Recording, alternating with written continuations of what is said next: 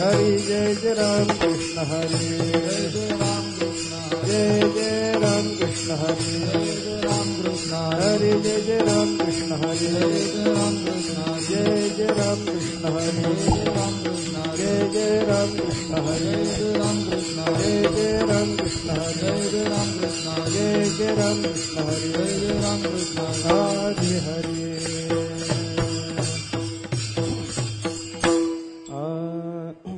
रूप पाहता लोचनी रूप पाहता लोचनी बोला रूप पाहता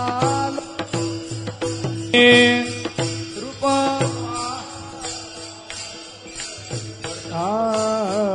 रूप पाहता लोचनी रूप पाहता लोचनी रूप पाहता लोचनी रूप पाहता लोचनी सुख झाले वो साजनी साजनी साजनी सुख झाले वो साजनी तोहा विठ्ठल बरवा तोहा विठ्ठल बरवा तोहा विठ्ठल बरवा तोहा विठ्ठल बरवा झाले वो साजनी साजनी साजनी सुख झाले वो साजनी तोहा विठ्ठल बरवा तोहा विठ्ठल बरवा तोहा विठ्ठल बरवा तोहा विठ्ठल बरवा तोहा माधव बरवा बरवा बरवा तोहा माधव बरवा तोहा विठ्ठल बरवा तोहा विठ्ठल बरवा तोहा विठ्ठल बरवा तोहा विठ्ठल बरवा तोहा माधव बरवा तोहा माधव बरवा तोहा माधव बरवा तोहा विठ्ठल बरवा तोहा विठ्ठल बरवा तोहा विठ्ठल बरवा तोहा विठ्ठल बरवा बहुत सुकृताची जोडी बहुत सुकृताची जोडी सुकृताचे जोडे बहुता सुकृताचे जोडे बहुत सुकृताची जोडी बहुत सुकृताची जोडी बहुता सुकृताचे जोडे बहुता सुकृताचे जोडे म्हणून विठ्ठली आवडी आवडी आवडी म्हणून विठ्ठली आवडी तोहा विठ्ठल बरवा तोहा विठ्ठल बरवा तोहा विठ्ठल बरवा तोहा विठ्ठल बरवा हरे विठ्ठल आवडे आवडे आवडे म्हणून विठ्ठल आवडे तोहा विठ्ठल बरवा तोहा विठ्ठल बरवा तोहा विठ्ठल बरवा तोहा विठ्ठल बरवा तोहा माधव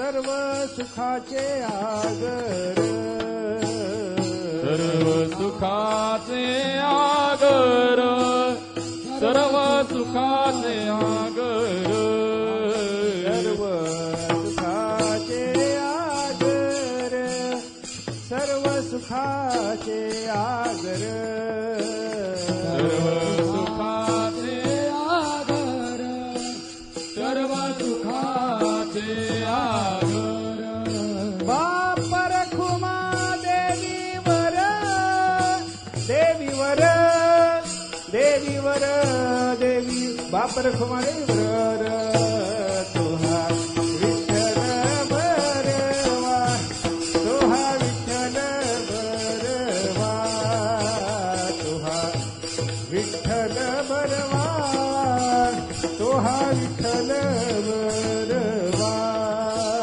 बापर खुमा देवीवर देवीवर देवीवर बापर खुमा देवीवर तुहा विठ्ठल तुहा विठ्ठल तुहा विठ्ठल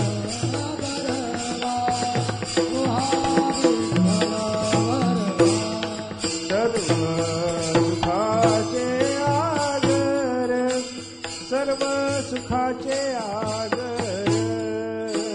सर्व सुखाचे आगर सर्व सुखाचे आगर बापर खुमा देवीवर देवीवर देवीवर बापर खुमा देवीवर तुहा विठ्ठल बरवा तुहा विठ्ठल बरवा तुहा विठ्ठल बरवा तुहा विठ्ठल बरवा बापर खुमा देवीवर देवीवर देवीवर बापर खुमा देवीवर तुहा विठ्ठल बरवा तुहा विठ्ठल बरवा तुहा विठ्ठल बरवा तुहा विठ्ठल बरवा तुहा माधव बरवा बरवा बरवा तुहा माधव बरवा तुहा विठ्ठल बरवा तुहा विठ्ठल बरवा तुहा विठ्ठल बरवा तुहा विठ्ठल बरवा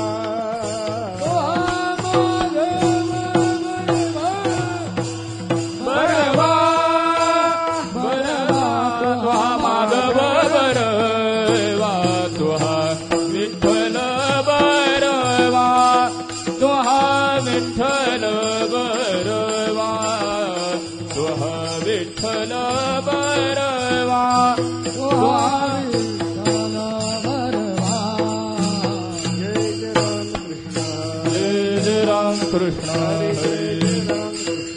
जय जय राम कृष्ण हरे जय जय राम कृष्ण हरे जय जय राम कृष्ण हरे जय जय राम कृष्ण हरे जय जय राम कृष्ण हरे जय जय राम कृष्ण हरे जय जय राम कृष्ण हरे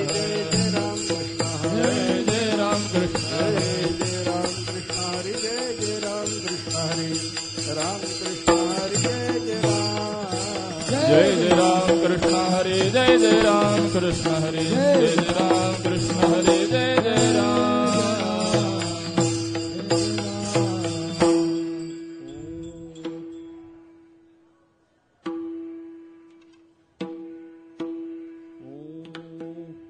श्री संतांची या माता चरणावरी श्री संतांची या माता चरणावरी श्री संतांची या माता चरणावरी श्री संतांची या माता चरणावरी हे करे दंडवत दास साष्टांग हे करी दंडवत साष्टांग हे करी दंडवत संतांची या माथा चरणावरी श्री संतांचे या माथा चरणावरी संतांची या माथा चरणावरी श्री संतांचे या माथा चरणावरी करे दंडवत साष्टांग हे करी दंडवत साष्टांग हे करी दंडवत विश्रांती पावलो सांभाळा उत्तरी विश्रांती पावलो सांभाळा उत्तरी पावलो सांभाळा उत्तरी विश्रांती पावलो सांभाळा उत्तरी अंतरी प्रेम सुख वाढले अंतरी प्रेम सुख वाढले अंतरी प्रेम सुख गौरणी हे काया कृपेच्या वरसे गौरले काया कृपेच्या वरसे गौरणी हे काया कृपेच्या वरसे हरे काया कृपेच्या वरसे अनारिसे उद्धरलो हे अनारेसे उद्धरेलो हे अनारेसे उद्धरेलो विश्रांती पावलो सांभाळा उत्तरी विश्रांती पावलो सांभाळा उत्तरी पावलो सांभाळा उत्तरी विश्रांती पावलो सांभाळा उत्तरी अंतरी प्रेम सुख वाढले अंतरी प्रेम सुख वाढले अंतरी प्रेम सुख म्हणे मज न घडता सेवा कामने मज न घडता सेवा म्हणे मज न घडता सेवा कामने मज न घडता सेवा पुण्य ठेवा ओढवला पूर्व पुण्य ठेवा ओढवला पूर्व पुण्य ठेवा ओढवला म्हणे मज न घडता सेवा म्हणे मज न घडता सेवा तुका म्हणे मज न घडता सेवा तुका म्हणे मज न घडता सेवा पुण्य ठेवा ओढवला पुण्य ठेवा ओढवला पूर्व पुण्य ठेवा ओढवला क्रांती पावलो सांभाळा उत्तरी ते पावलो सांभाळा उत्तरे पावलो सांभाळा उत्तरी रांते पावलो सांभाळा उत्तरे अंतरी प्रेम सुख वाढले अंतरी प्रेम सुख वाढले अंतरी प्रेम सुख बार खुमाये सुबार खुमाये बार खुमाये सुबार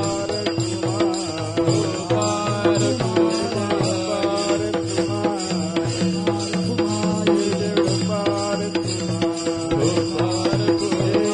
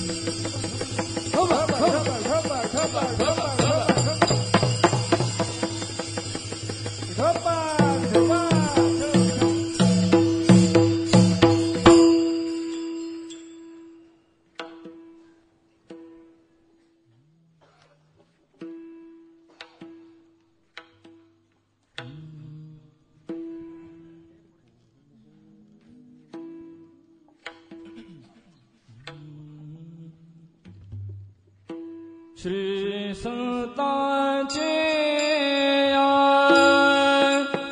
माथा चरणावरी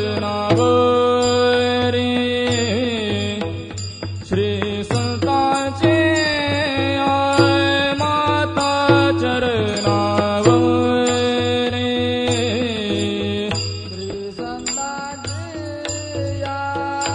माता चरणावरी श्री संतांचे माता चरणावरी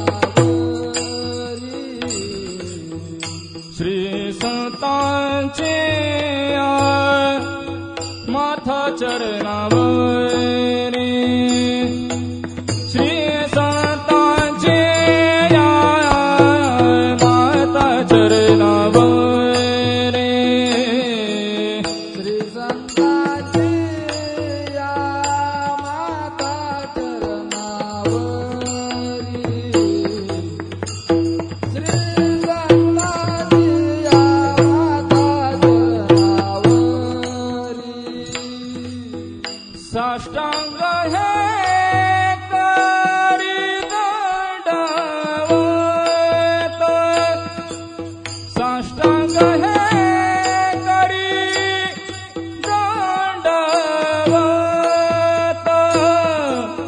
विश्रांति पावलो सांबळ उतरी विश्रांति पावलो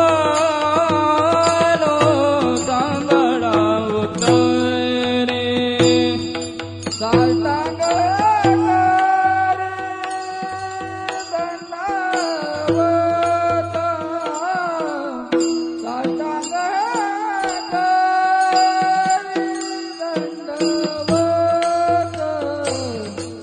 विश्रांति पावलो सांबळ उतरी विश्रांति पावलो सांबळ उतरी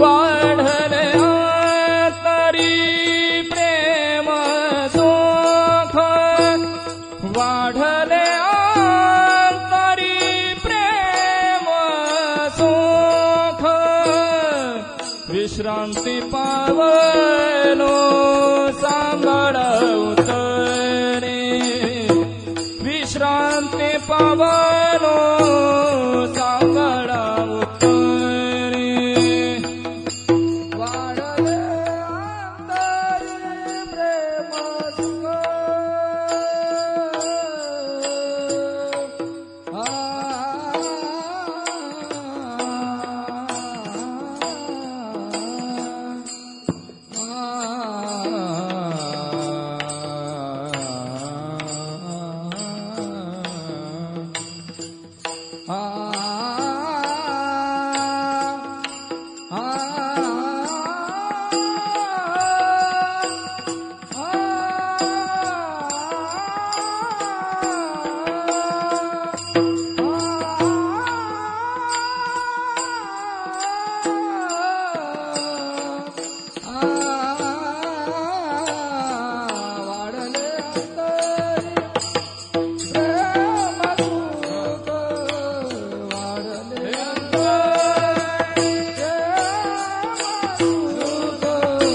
विश्रांति पावलो सांबळ उतरी विश्रांति पावलो सांबळ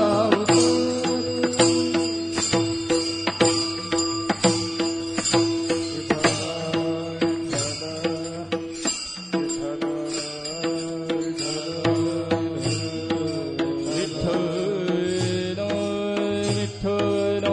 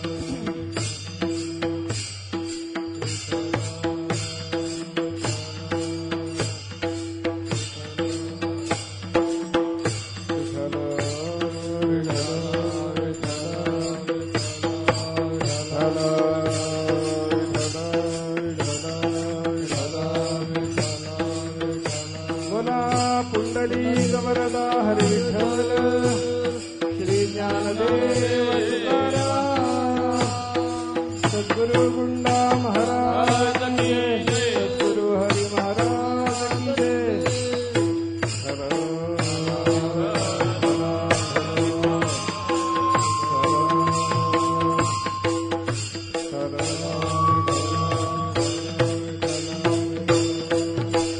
विठ्ठल विठ्ठल विठ्ठल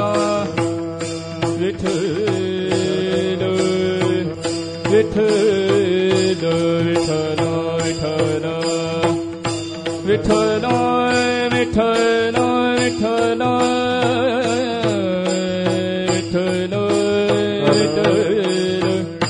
विठ्ठल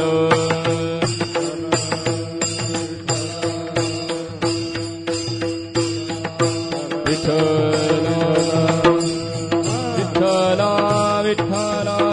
विठ्ठल विठ्ठल हरी विठ्ठल श्री ज्ञानदेव महाराज की जय सद्गुरु हरी महाराज की जय विठ्ठल विठ्ठल विठ्ठल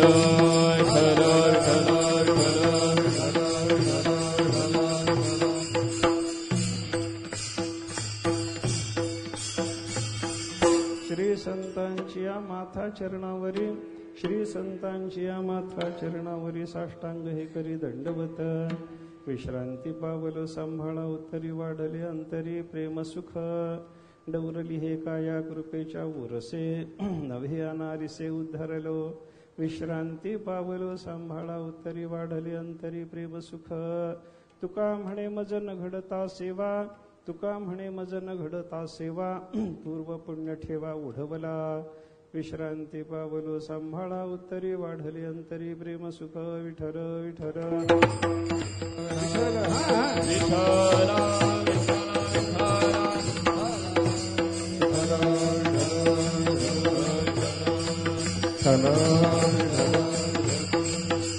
श्री संतांची या माथा चरणावरी श्री संतांची या माथा चरणावरी साष्टांग हे करी दंडवत विश्रांती पावलो सांभाळा उत्तरी वाढले अंतरी प्रेम सुख सेवेकरता घेतलेला भंग जगद्गुरु संत शिरोमणी श्री तुकाराम महाराजांचा एक अत्यंत महत्वाचा असा भंग आहे. संतपर प्रकरणातला तुकोबारायचा अभंग आहे आणि संतपर प्रकरणात महाराजासारख्या साधू पुरुषाचे जे अभंग असतात त्याच्यात आपल्याला दोन प्रकार प्राधान्याने पाहायला सापडतात. काही अभंगातून साधू पुरुषाचं लक्षण सांगितलं आणि काही अभंगातून साधू पुरुषाचा महिमा सांगितला. प्रस्तुत अभंगाचा जर विचार केला तर हा लक्षण सांगणारा अभंग नसून महिमा सांगणार आहे. विठ्ठल विठ्ठल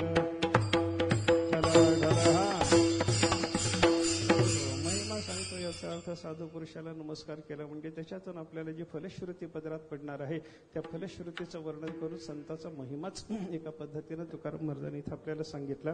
अशी अभंगाची रचना आपल्याला पाहायला सापडते बरं का.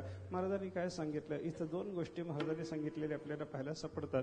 संतांना नमस्कार कसा करावा याचं शिक्षणही तुकाराम महाराजांनी आपल्याला दिलं आणि असा मी सांगतो तसा साष्टांग दंडवत घालून संताला जर तुम्ही नमस्कार केला तर तुम्हाला काय काय फलश्रुती प्राप्त होणार आहे याचंही वर्णन केलं. विठ्ठल विठ्ठल विठ्ठल विठ्ठल म्हणजे नमस्कार कसा करावा याचं शिक्षण देणारा अभंग आहे म्हणजे उपदेशपर अभंग हे म्हणता येतो.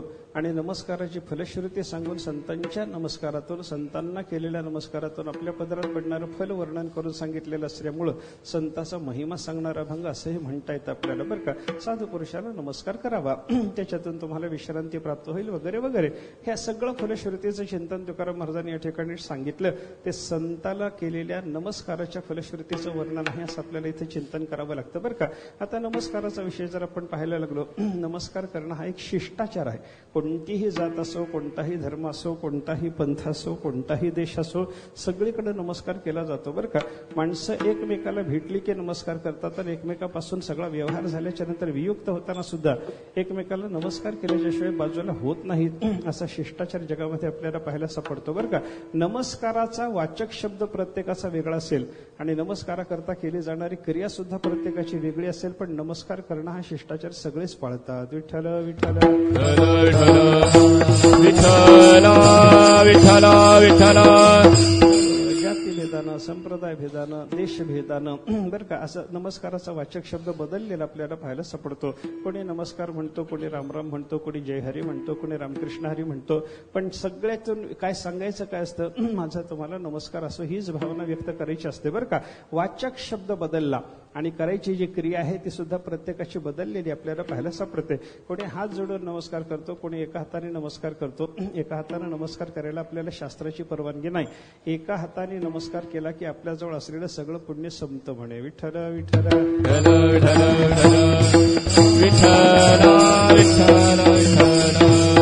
एका हाताने नमस्कार करणं आपल्या वैदिक परंपरेमध्ये निषिद्ध असल्यामुळे त्यांनी एका हाताने नमस्कार सुरू केला. तोच आपण करायचं काही कारण आहे का? आपल्याला तसा नमस्कार करण्याचं कारण नाही. आपला नमस्कार 2 हाताचा असतो हे लक्षात घ्या बरं का. नमस्काराचा विचार करत असताना 2 हात जोडून नमस्कार करणं, पायावर डोकं टेकवून नमस्कार करणं, साष्टांग नमस्कार घालणं, दंडवत घालणं, वेगळे वेगळे नमस्काराचे प्रकार आपल्याकडे सांगितलेले पाहायला सापडतात बरं का. एकांग नमस्कारापासून अष्टांग नमस्कारापर्यंत, अष्टांग नमस्कारापर्यंतच नाही तर सर्वांग नमस्कारापर्यंत नमस्काराचे प्रकार आहेत. विठ्ठल विठ्ठल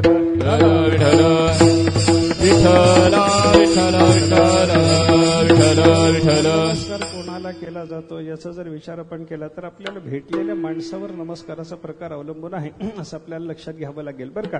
आपल्याला भेटलेला माणूस जर आपल्यापेक्षा लहान असेल, कोणी नमस्कार करत नाही. आपल्याला भेटलेला माणूस एकतर आपल्यापेक्षा मोठा असावा नाहीतर बरोबरीच असावा, मग नमस्काराचा व्यवहार पाळला जातो बरं का. मोठ्या माणसालाही नमस्कार आहे आणि बरोबरीच्या माणसालाही नमस्कार आहे. पण बरोबरीच्या माणसाला करायचा नमस्कार आणि मोठ्या माणसाला करायचा नमस्कार त्याचाही पुन्हा प्रकार बदलतो. विठ्ठल विठ्ठल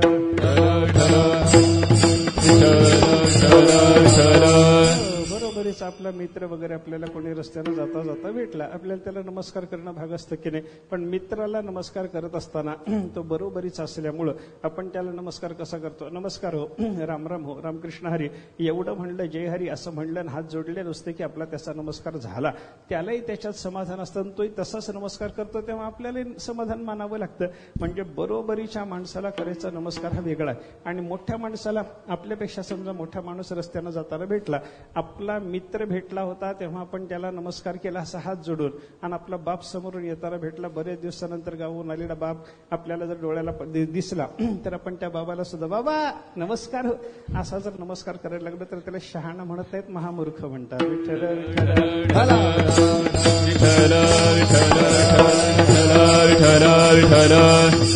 म्हणजे बापाला करायच्या नमस्काराची पद्धत वेगळी असते. आईला, बापाला, सद्गुरूला, मोठ्या माणसाला करायचा नमस्कार. एखादा यती भेटला, संन्यासी महात्मा भेटला तर त्यांना नमस्कार करत असताना आपण कसा नमस्कार करावा, त्यांच्या चरणावर मस्तक टेकवलं पाहिजे, त्यांच्यासमोर आपण आडवं पडलं पाहिजे, त्यांना हात जोडून अत्यंत विनम्र भावानं आपण नमस्कार केला पाहिजे. हा प्रकार तिथं आपल्याला पाहायला सापडतो बरं का. म्हणजे बरोबरीच्या माणसाला करायच्या नमस्काराचा प्रकार वेगळा आणि मोठ्या माणसाला करायच्या नमस्काराचा प्रकार वेगळा. बरोबरीच्या माणसाला नमस्कार करत असताना फक्त मनातलं प्रेम व्यक्त झालं तरी पुरेसं आहे. आणि मोठ्या माणसाला नमस्कार करत असताना प्रेमाच्या सोबत आदर, नम्रता व्यक्त होणं हे सुद्धा महत्वाचं आहे. विठ्ठल विठ्ठल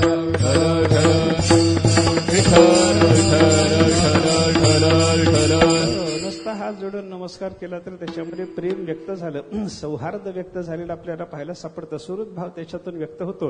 पण आदर व्यक्त होत नाही, नम्रता त्याच्यातून व्यक्त होत नाही बरं का. हा, आणि मोठ्या माणसालाही जर कोणी अशाच पद्धतीनं हात जोडून नमस्कार करायला लागला, नम्रता व्यक्त न होता त्याचा नम्रीपणा मात्र व्यक्त झाल्याशिवाय राहत नाही, अशी गंमत आहे बरं का. असं नम्रीपणानं नमस्कार करणं कामाचं नाही, नम्रतेनं नमस्कार करणं महत्वाचं आहे. विठ्ठल विठ्ठल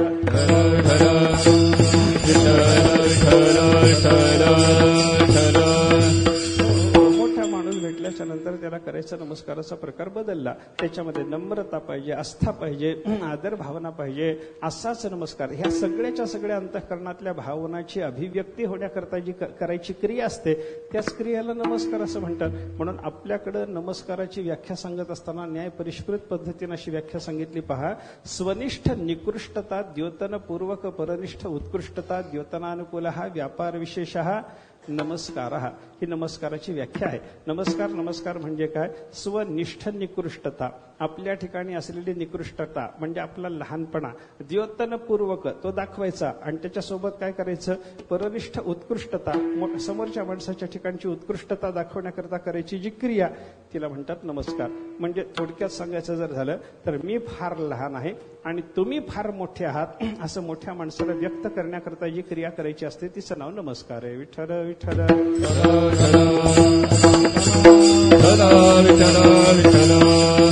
म्हणजे नमस्कारात दोन्ही भावना व्यक्त झाल्या की नाही. तुम्ही फार मोठे आहात हे सुद्धा त्या मोठ्या माणसाला पण सांगितलेलं असतं आणि तुमच्या मनानं मी फार लहान पडतो हे सुद्धा आपण त्याला व्यक्त करत असतो बरं का. म्हणून नमस्काराची क्रिया करत असताना आपण काय करतो त्याच्यातून हा अर्थ कसा निघतो बघा. आपण नमस्कार करतो म्हणजे काय, त्याच्या पायावर डोकं ठेवतो की नाही. आपले सद्गुरू भेटले, डोकं ठेवणार पायावर आपण, आपला बाप भेटला, आपली माता भेटली, एखादा यती भेटला, देव भेटला, यांना आपण चरणावर डोकं टेकून नमस्कार करणार आहोत की नाही. त्यांच्या चरणावर आपण डोकं टेकवलं याचा अर्थ काय झाला, त्यांच्या शरीरातला हीन अवय पाय आणि आपल्या शरीरातलं उत्तम अंग मस्तक या दोघांची बरोबरी दाखवली. विठ्ठल विठ्ठल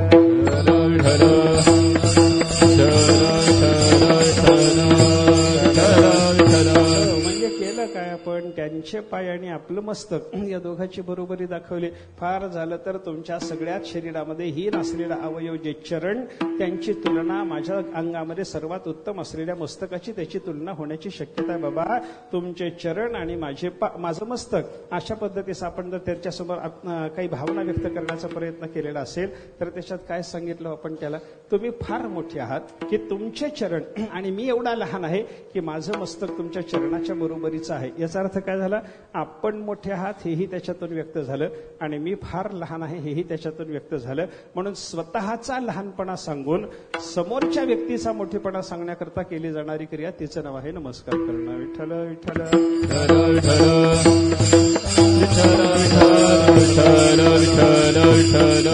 हा नमस्कार मोठ्या माणसाला आणि बरोबरीच्या माणसाला असतो. असा प्रकार आपण नमस्काराच्या बद्दल पाहू शकतो बरं का. अत्यंत आदरानं नमस्कार करणं हे महत्वाचं आहे. हेही आपण आतापर्यंत पाहिलं.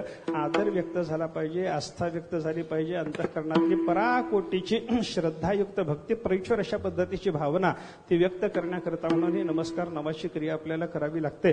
असा आपण विचार नमस्काराच्या बद्दल करू शकतो. आता हा नमस्कार संत वाङ्मयाचा जर आपण थोडासा अभ्यास केला तर संतांनी एक पद्धतीनं नमस्कार केला नाही.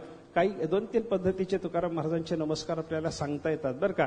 एक नमस्कार तुकाराम महाराजांनी केला उपेक्षेनं, दुसरा तुकाराम महाराजांच्या नमस्काराचा प्रकार सांगतो तळमळीनं आणि तिसरा तुकाराम महाराजांचा नमस्कार आहे तो आदरानं आहे. विठ्ठल विठ्ठल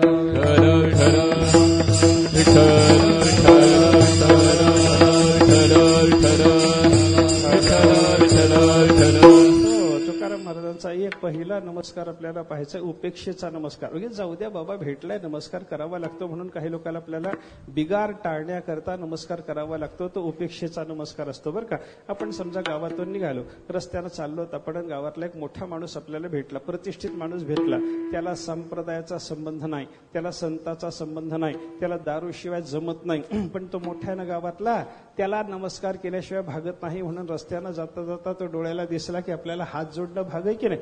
नमस्कार पाटील बा म्हणून त्याला आपण नमस्कार करतो की नाही. मला सांगा, त्याला नमस्कार करत असताना अंतःकरणात आदर आहे का? नाही. अंतःकरणात तळमळ आहे का? नाही. त्याला जो नमस्कार केला तो बिगार टाळण्याकरता उपेक्षेनं नमस्कार केला. विठ्ठल विठ्ठल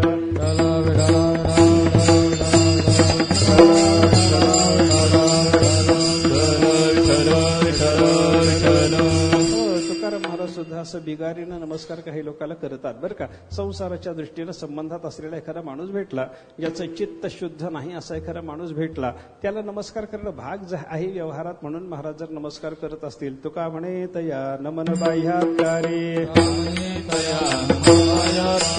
म्हणे तया नमन बाह्यात्कारी, आवडते तरी चित्त शुद्धे,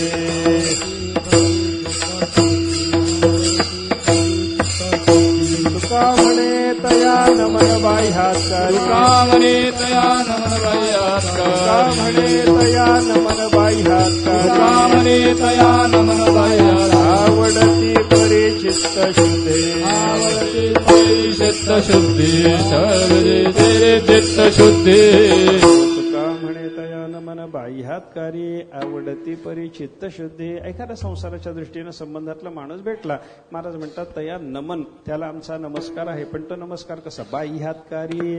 बाह्यातकारी नमस्कार म्हणजे वरकरणी आम्ही त्याला नमस्कार केला.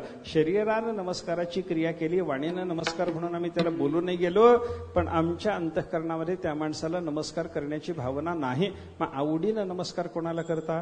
आवडती परी चित्तशुद्धी, ज्याचं चित्त शुद्ध आहे अशा महात्म्याला नमस्कार करताना आवडीनं करतो म्हणे. विठ्ठल विठ्ठल. ज्याचं चित्त शुद्ध आहे, ज्याला परमार्थाची भावना आहे, ज्याला भगवंताचं प्रेम आहे, ज्याला साधू पुरुषाची श्रद्धा आहे, अशा पुरुषाला नमस्कार करताना आम्ही आदरानं, श्रद्धेनं, भक्तिभावानं नमस्कार करतो. बाकी सगळ्या जनाला नमस्कार करत असताना बाह्यातकारी, बाहेरचा नमस्कार, वरकरणी नमस्कार, ये रामान विधी पाळना पुरते, देवाची ती भूते म्हणून या सगळेच जीव देवानं निर्माण केलेले आहेत, सगळ्याचाच देवाचा संबंध आहे, म्हणून सगळ्याला नमस्कार करावा एवढ्याच भावनेनं त्यांना नमस्कार केलेला असतो. हा उपेक्षेचा नमस्कार आहे, याच्यामध्ये आदराची भावना नाही, हे आपण लक्षात घ्या. या उपेक्षेच्या नमस्काराच्या नंतर तुकाराम महाराजाचा दुसरा नमस्काराचा प्रकार आपल्याला पाहायला सापडतो, तो तळमळीचा नमस्कार. तुकाराम महाराजांनी तळमळीनं काही लोकांना नमस्कार केला. तळमळीचा नमस्कार कसा असतो? आपल्याला उदाहरणानं सांगतो. एखादा बाप आणि मुलगा, या दोघांचा संबंध विचारात घ्या. बाप चांगला आहे आणि मुलाचं वळण चांगलं नाही, अशा अवस्थेमध्ये त्या मुलाला चांगलं वळण लागावं याच्याकरता बाप त्याला वारंवार समजावून सांगतो की नाही, बाबा असं नाही, असं वागावं, असं वागलं तर लोक चांगलं म्हणतील जगामध्ये, असं वागलं तर लोक तुला चांगलं म्हणणार नाहीत, असं त्याला बापाने समजावून सांगितलेलं असतं. अनेकदा बाप आपल्या पोराला समजावून सांगायचा प्रयत्न करतो, पण पोरग ऐकत नाही. आणि पोरग जेव्हा अनेकदा सांगूनही ऐकत नाही, तेव्हा शेवटी बाप कंटाळून जातो. आणि पोराच्या कल्याणाची त्याला तळमळ असल्यामुळे तो त्याला म्हणतो, बाबा तुझ्या पाया पडतो रे, पण माझं एवढं ऐक, असं म्हणतो बाप. बरं का, बाप पोराला म्हणतो तुझ्या पाया पडतो, पण माझं तू ऐकलं पाहिजे. हे पोराच्या बापानं पाया पडणं जे आहे ते तळमळीनं पाया पडणं आहे. विठ्ठल विठ्ठल.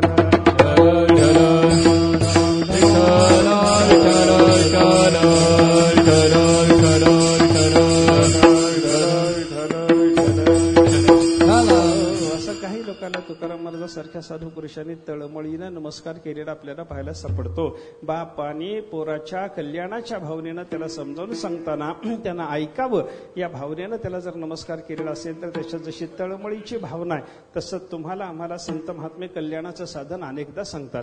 आपल्याला म्हणतात नामस्मरण करा, आपल्याला म्हणतात चित्त शुद्ध करून घ्या.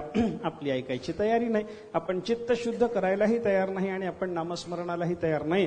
हे पाहिल्याच्या नंतर संतांनी काय केलं हो, आपल्याला नामस्मरणात प्रवृत्त करायचं आहे. म्हणून तुकाराम महाराज काय बोलले, लागोनी या पाया विनवितो तुम्हाला, लागोनी या पाया विनवितो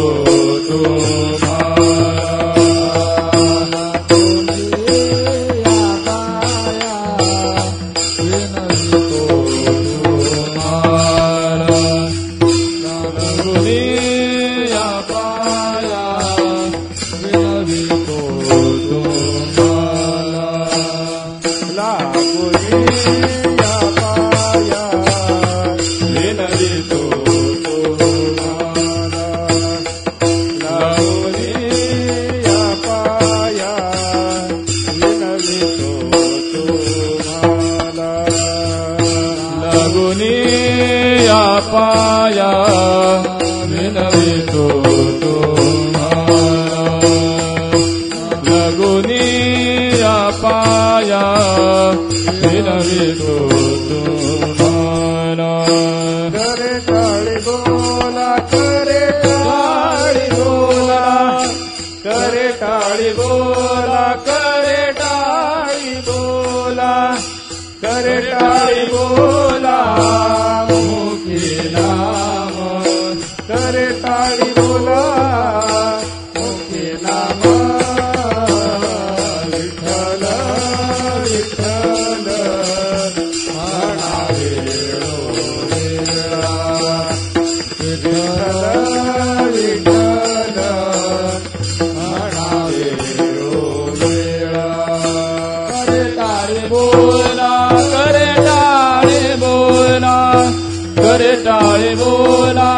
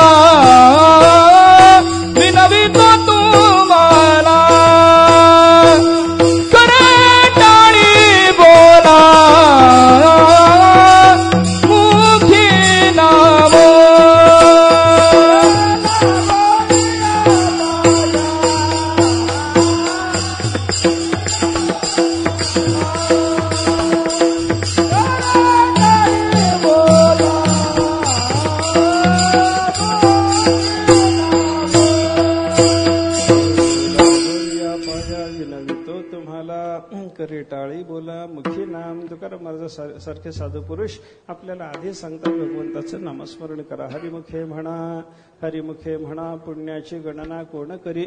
अनेक वेळेला शिकवून झालं. हरिमुखे म्हणे, मुखानं हरी म्हणा बाबा, कलियुगाचा काळ आहे. या कलियुगाच्या काळात तुम्हाला कल्याणासाठी भगवंताच्या नामस्मरणासारखा दुसरा आधार नाही, दुसरं साधन नाही. नामस्मरण करा, हरी हरी म्हणा, विठ्ठल विठ्ठल म्हणा. पण कोणी ऐकायला तयार नाही. असं पाहिल्यानंतर सगळ्या जगाच्या कल्याणाच्या तळमळीनं तुकाराम महाराज काय म्हणतात, तुमच्या पाया पडतो बाबा. आता पोराला बापानी पाया पडतो जसं म्हणावं तसं तुकाराम महाराज तुमच्या आमच्या पाया पडतो म्हणतात.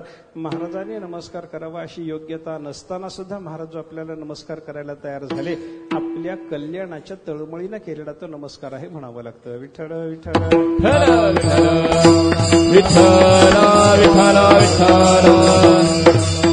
नाहीतर त्याने आपल्याला नमस्कार करावा ही काय योग्यता आपली? काही नाही. आपल्याला नमस्कार करतात उपेक्षेनं नाही बरं का.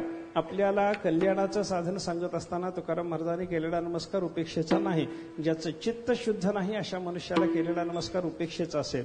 संसाराच्या दृष्टीनं संबंधातल्या माणसाला केलेला उपदेश जो आहे, केलेला जो नमस्कार आहे तो उपेक्षेचा नमस्कार आपल्याला म्हणणं शक्य आहे.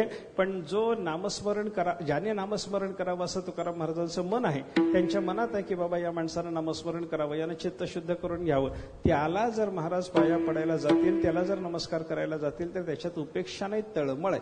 आपल्या तळमळीनं, पोराच्या तळमळीनं बापाला जसं पाया पडतो म्हणणं आहे ना, त्याच पद्धतीनं तुकाराम महाराज म्हणतात, लागून या पाया विनवितो तुम्हाला. बर का, सगळ्याच्या मी पाया पडतो, तुम्हाला विनंती सकळाच्या पाया माझे दंडवत आपल्याले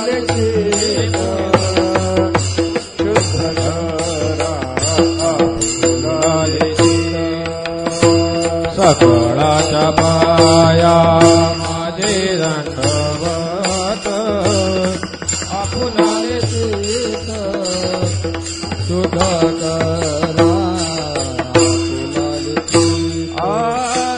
सकळाच्या पाया माझे दंडवत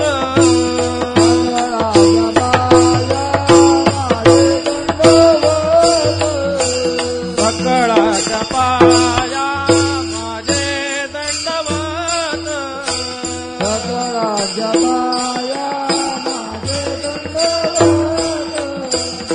आपुलाले चित्त शुद्ध करा, शुद्ध करा, आपुलाले चित्त शुद्ध करा, शुद्ध करा, आपुलाले चित्त शुद्ध करा, शुद्ध करा, आपुलाले चित्त शुद्ध करा. पाया माझे दंडवत.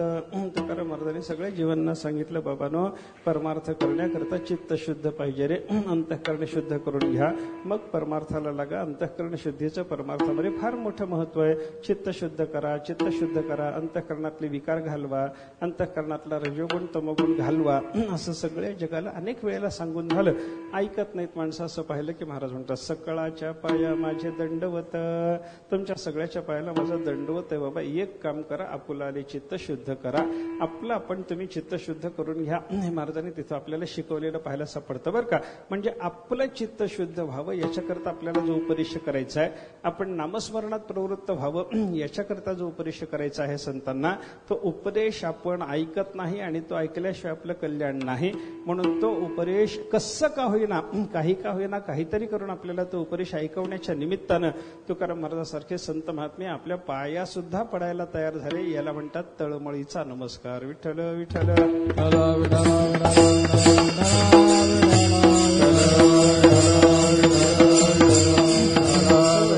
नमस्काराचा पहिला प्रकार आपण पाहिला उपेक्षेनं नमस्कार करणं, दुसरा प्रकार आपण पाहिला तळमळीनं नमस्कार करणं, आणि तिसरा जो प्रकार आहे तो अत्यंत आदरानं श्रद्धा भक्तीनं नमस्कार करणं. बरं का, आदरानं श्रद्धा भक्तीनं नमस्कार करणं जो आहे ना, तुकाराम महाराज तो नमस्कार कोणाला करतात? फक्त दोघाला अत्यंत आदरानं नमस्कार केलेला आहे बरं का.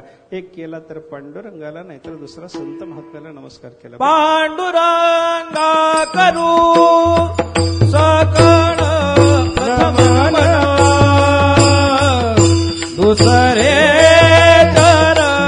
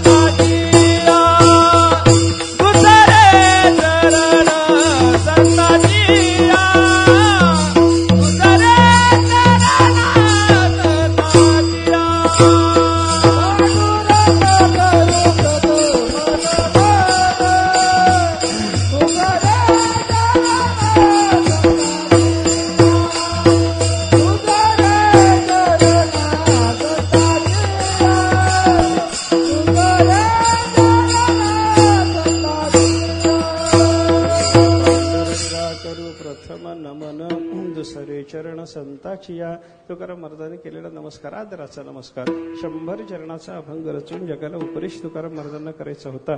तेव्हा महाराजांनी पहिल्यांदा मंगलाचरण म्हणून जर नमस्कार केलेला असेल तर तो आदराचा म्हणावा लागेल की नाही. अत्यंत आदरानं नमस्कार कोणाला केला? पहिला नमस्कार पांडुरंगाला आणि दुसरा संताच्या चरणाला.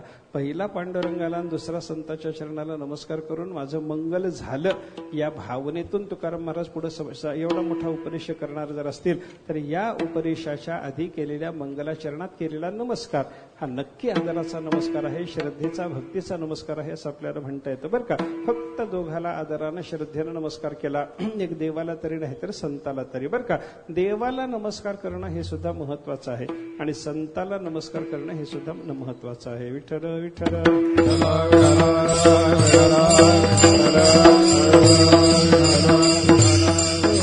देवाला नमस्काराचं काय महत्व आहे आणि साधू पुरुषाला नमस्कार करण्याचं काय महत्व आहे?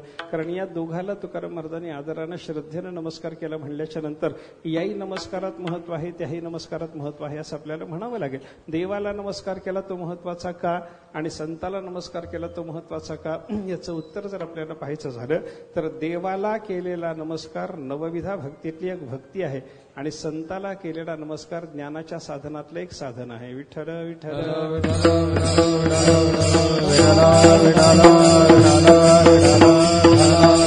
9 प्रकारांना भगवंताची भक्ती करता येते. तुका म्हणे नवविध भक्ती जाणे तोची शुद्ध असं म्हणत असताना तुकाराम महाराजांनी नवविधा भक्ती आपल्याला सांगितलेली आहे. नवविध म्हणजे 9 प्रकार.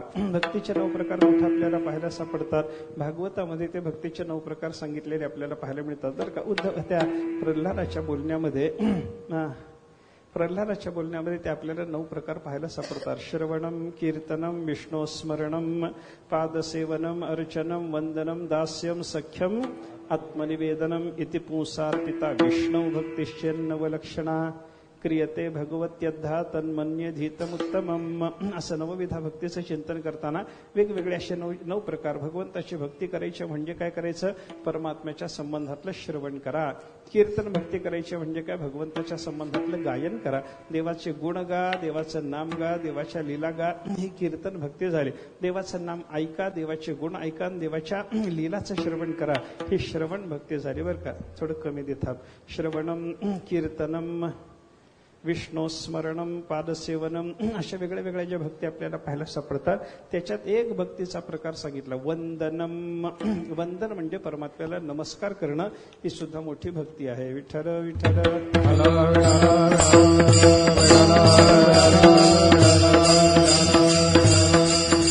देवाला नमस्कार करणं ही भक्ती आहे आणि भगवंताला केलेल्या नमस्काराचं फल सुद्धा फार मोठं सांगितलेलं आपल्याला पाहायला सापडतं बरं का. सगळ्या भक्तीच्या प्रकारातून काय जर प्राप्त होत असेल? परमात्म्याचा साक्षात्कार होतो, भगवंताचा आनंद मिळतो. हे भगवंताच्या भक्तीचं महत्व आहे. त्याच्यामध्ये आपण जर वंदन भक्ती केली तरी देवाचा साक्षात्कार आपल्याला होणार.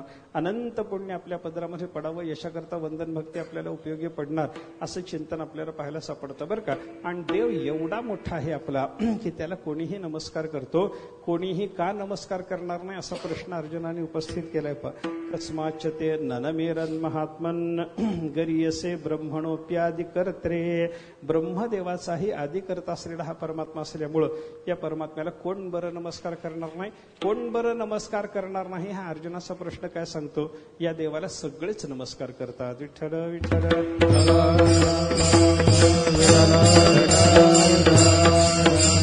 सगळे नमस्कार करतात हे पाहत असताना आपल्याला एक नृसिंह तापनीय परिषदातला मंत्र पाहण्यासारखा आहे. तिथं देवाला कोण कोण नमस्कार करतो त्याच्याबद्दल असं वर्णन केलंय. यम सर्वे देवा नमन्ते मुमुक्षवो ब्रह्मवादिनश्च. चिंतन असं केलं. यम सर्वे देवा नमन्ते, हा परमात्मा असा आहे की त्याला सगळे देव नमस्कार करतात. पुढे सांगितलं मुमुक्षवहा नमन्ते, याला सगळेच्या सगळे जगातले मुमुक्षु नमस्कार करतात. एवढ्यावर काम भागलं नाही. ब्रह्मवादिनहाच नमन्ते, जगामधले सगळेच्या सगळे ब्रह्मवेत्य महात्मे सुद्धा या पांडुरंगाला नमस्कार करतात. विठ्ठल विठ्ठल.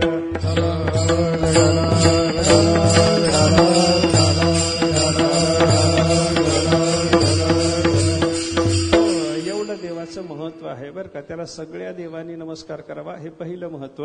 मुमुक्षूंनी नमस्कार करावा हे दुसरं महत्व. आणि ब्रह्मवादी ब्रह्मज्ञानी असलेल्या महापुरुषाने सुद्धा देवाला नमस्कार करावा हे तिसरं महत्वाचं चिंतन देवाच्या नमस्काराच्या बद्दल आपल्याला पाहता येतं. अरे ब्रह्मवेत्ता महात्मा नमस्कार करतो म्हणजे हा मोठा असला पाहिजे, याला मुमुक्षु नमस्कार करतो म्हणजे हा मोठा असला पाहिजे, याला इंद्रचंद्रादिकासारखे देव नमस्कार करतात म्हणजे हा मोठा असला पाहिजे, असं आपल्याला त्याच्यातून चिंतन करता येतं बरं का. कशी गंमत आहे बघा. हा इंद्रचंद्रादिक देवाने केलेला नमस्कार हा पहिल्या टप्प्यात ठेवलाय, मुमुक्षूचा नमस्कार त्याच्यापेक्षा मोठ्या टप्प्यात ठेवलाय आणि जे ब्रह्मज्ञानी महात्म्याचा नमस्कार सगळ्यात मोठा ठरवलेला आहे. विठ्ठल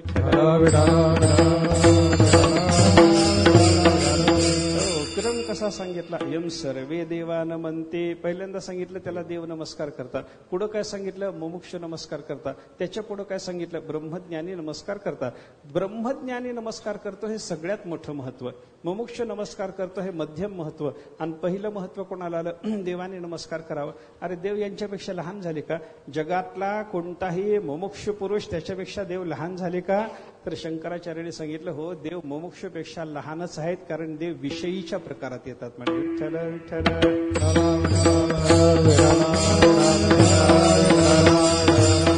जगात माणसाचे जे प्रकार सांगितले पामर, विषयी, मुमुक्ष आणि मुक्त हे जे 4 प्रकार सांगितलेले आहेत ना, स्वैर विषय सेवनामध्ये प्रवृत्त असणारा त्याला पामर म्हणतात, विहित विषयातच प्रवृत्त असणारा त्याला विषयी म्हणतात आणि विषयाचा त्याग करून परमात्म्याच्या ज्ञानासाठी प्रयत्न करणारा त्याला जिज्ञासू म्हणतात आणि भगवंताचं ज्ञान संपादन करून देवरूप होऊन कृतार्थ झालेला त्याला ज्ञानी मुक्त महात्मा म्हणतात बरं का. मुक्त महात्मा देवरूप झालेला असल्यामुळे महत्वाचा आहे, त्याच्याच मार्गाला लागलेला असल्यामुळे जिज्ञासू त्याच्या खालोखाल महत्वाचा आहे आणि देवाच्या वाटेलाही न जाता विषयासाठी प्रयत्न करणारा जो विषयी किंवा स्वैर विषयासाठी प्रयत्न करणारा पामर, यांच्या वर्गात जर देवाची गणना होत असेल तर हे सगळे देव मुमुक्षुपेक्षा लहानच म्हणावे लागतात. विठ्ठल विठ्ठल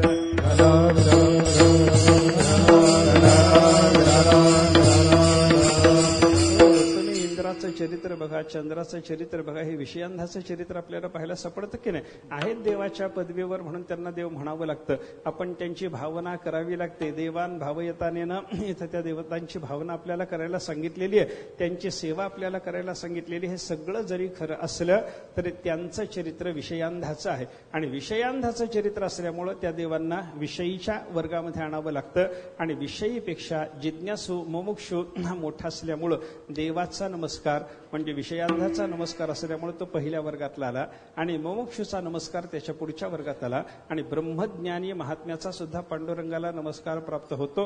हे सगळ्यात श्रेष्ठ नमस्काराचं चिंतन आपल्याला पाहायला सापडतं. असं देवाला सगळे नमस्कार करतात. विठ्ठल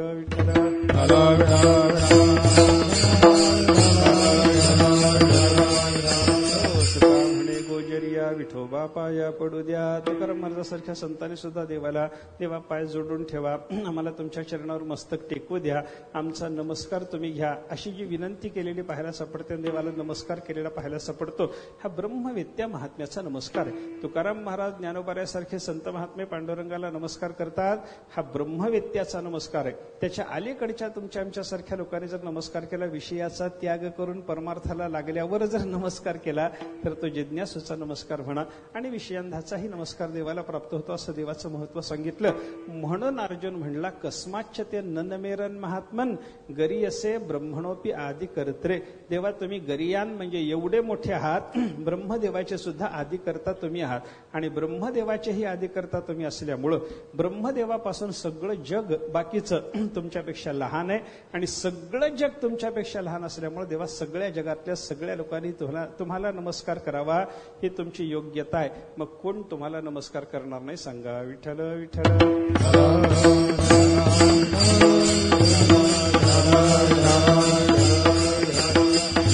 असा देवाला नमस्कार महत्वाचा आहे. देवाला केलेल्या नमस्कारातून आपल्याला भक्ती घडते आणि ती वंदन नावाची भक्ती घडल्याच्या नंतर भगवंताच्या नमस्कारातून आपल्याला फार मोठं फल प्राप्त होतं असं वर्णन आहे बरं का.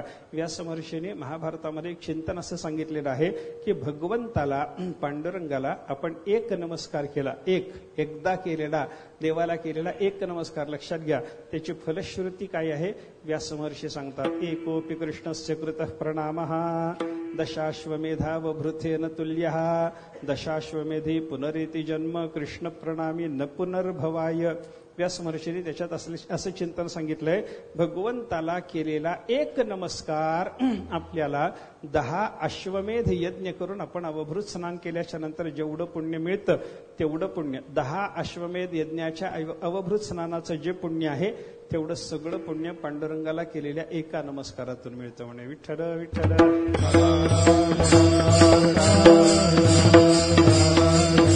केवढं पुण्य झालं सांगा ना. अश्वमेध यज्ञ करणं काही सोपी गोष्ट आहे का? सगळं जग जिंकावं लागतं मग अश्वमेध यज्ञ करावा लागतो. मोठा खर्च असतो. एवढा मोठा यज्ञ करायचा आणि त्याच्यातून जे पुण्य मिळायचं अशा एका यज्ञाचं नाही बरं का, 10 अश्वमेध यज्ञाचं जे पुण्य आहे पांडुरंगाला केलेल्या एका नमस्काराचं ते फल सांगितलं. एकोपि कृष्णस्य कृतः प्रणामः. देवाला एक नमस्कार केला तर दशाश्वमेधावभृतेन तुल्यः हे फल मिळतं असं व्यासमहर्षी सांगतात. पुन्हा व्यासांना वाटलं की माझं बोलणं थोडं चुकलं म्हणून व्यासमहर्षी म्हणतात थोडा बदल करतो म्हणे. काय? 10 अश्वमेध यज्ञ करणाऱ्या माणसाला पुन्हा जन्माला यावं लागतं, पण पांडुरंगाला नमस्कार ज्यानं केला त्याला पुन्हा जन्माला यावं लागत नाही. एवढं फल पांडुरंगाचा एक नमस्कार देतो. विठ्ठल विठ्ठल.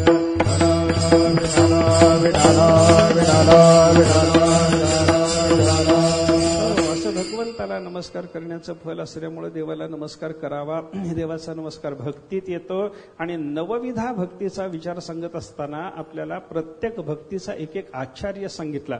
ज्या महात्म्याच्या जीवनामध्ये ही भक्ती एक एक भक्ती विशेष पद्धतीनं घडली तो महात्मा त्या भक्तीचा आदर्श आचार्य सांगितला बरं का. श्रवणाच्या बाबतीत कोणाचं महत्व? परीक्षिताचं महत्व. कीर्तन भक्तीच्या बाबतीत आचार्य कोणाला मानावं? शुकाचार्याला मानावं. शुकाचार्यासारखं कीर्तन कोणी करत नाही. हा परीक्षितीसारखं श्रवण कोणी करत नाही. परीक्षितीचं श्रवण महत्वाचं आहे बरं का. बाकीच्या सगळ्या लोकांनी श्रवण जरी केलेलं असलं, भागवताच्या पहिल्या स्कंदाचा काही लोकांनी विचार असा केलेला आहे. भागवताच्या पहिल्या स्कंदामध्ये श्रोते 3 प्रकारचे सांगितले.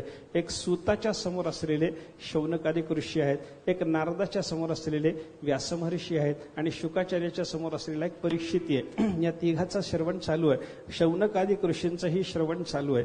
व्यासांचंही श्रवण काही नारदाच्या मुखातून झालेलं आहे आणि राजा परीक्षितीचं शुकाचार्याच्या मुखातून श्रवण झालेलं आहे. कोणता श्रोता मोठा? याच्याबद्दल काही टीकाकारांनी असा विचार सांगितला, शौनकादिक ऋषी 1000 वर्ष कृष्ण कथा ऐकतात स्वतःच्या मुखातून, पण ती कथा ऐकणं झाल्याच्या नंतर पुन्हा कर्मात प्रवृत्त होतात. व्यासासारखा महात्मा नारदांच्या मुखातून श्रवण करतो कृष्णचरित्राचं आणि मग पुन्हा ग्रंथ लिहायला बसतो. आणि राजा परीक्षितीसारखा महात्मा कृष्ण कथा ऐकल्याच्या नंतर कृष्ण कथेतच राहून जातो. विठ्ठल विठ्ठल.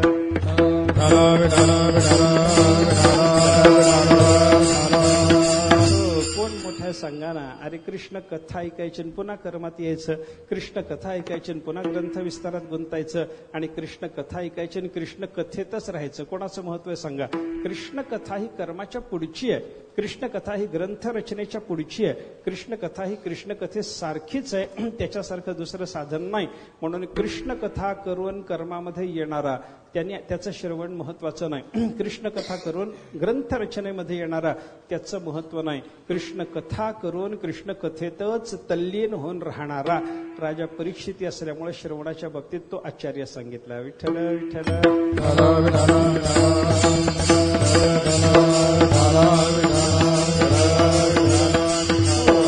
असं एका आचार्याचं वर्णन आपल्याला एका भक्ती प्रकाराबद्दल सांगितलेलं पाहायला सापडतं. श्रवणाच्या बाबतीत जसा राजा परीक्षिती हा आचार्य सांगितला, कीर्तन भक्तीच्या बाबतीमध्ये जे शुकाचार्य आचार्य म्हणून सांगितले. बघा ना, व्यास महर्षी ही भागवत सांगतात आणि व्यासाच्या नंतर ते व्यासापासूनच शिकून शुकाचार्य राजा परीक्षिती समोर भागवत सांगतात. पण कोणाचं भागवत गोड म्हणलं जातं याचा विचार जर आपण केला तर शुकमुखात अमृत द्रव संयुतम हे वर्णन भागवताच्या बाबतीत आहे. भागवत व्यासाने रचलं सांगितलं पहिल्यांदा त्यांनीच जरी असलं, शुकाचार्याला तेच शिकवतात हे जरी खरं असलं तरी शुकाचार्याच्या मुखातून येणारे जे भागवत आहे ते गोड आहे असा विचार आपल्याला पाहायला सापडतो. आत्ता पण परीक्षितीच्या बद्दल जसं त्याच्या श्रेष्ठ श्रवणाचा विचार केला की नाही, तसं शुकाचार्याच्या कीर्तनाच्या बद्दल चिंतन जर आपल्याला करायचं झालं तर व्यासांना भागवत सांगा म्हणल्याच्या नंतर व्यासमहर्षी जेव्हा भागवत सांगायला सुरुवात करतात तेव्हा मंगलाचरण करून व्यासांनी भागवत सांगायला सुरुवात केली. आणि शुकाचार्याच्या समोर राजा परीक्षितीनं प्रश्न मांडल्याच्या नंतर शुकाचार्याने भागवत सांगायला सुरुवात केल्याच्या नंतर 1-2 अध्याय झाल्यावर मंगलाचरण केलं. विठ्ठल विठ्ठल.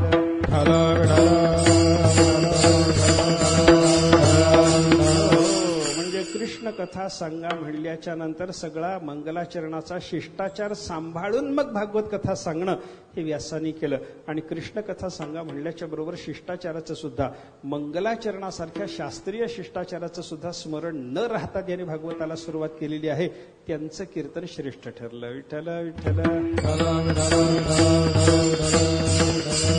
असा प्रत्येक भक्तीच्या बाबतीतल्या आचार्याचा श्रेष्ठतेचा विचार जो आपल्याला पाहायला सापडतो.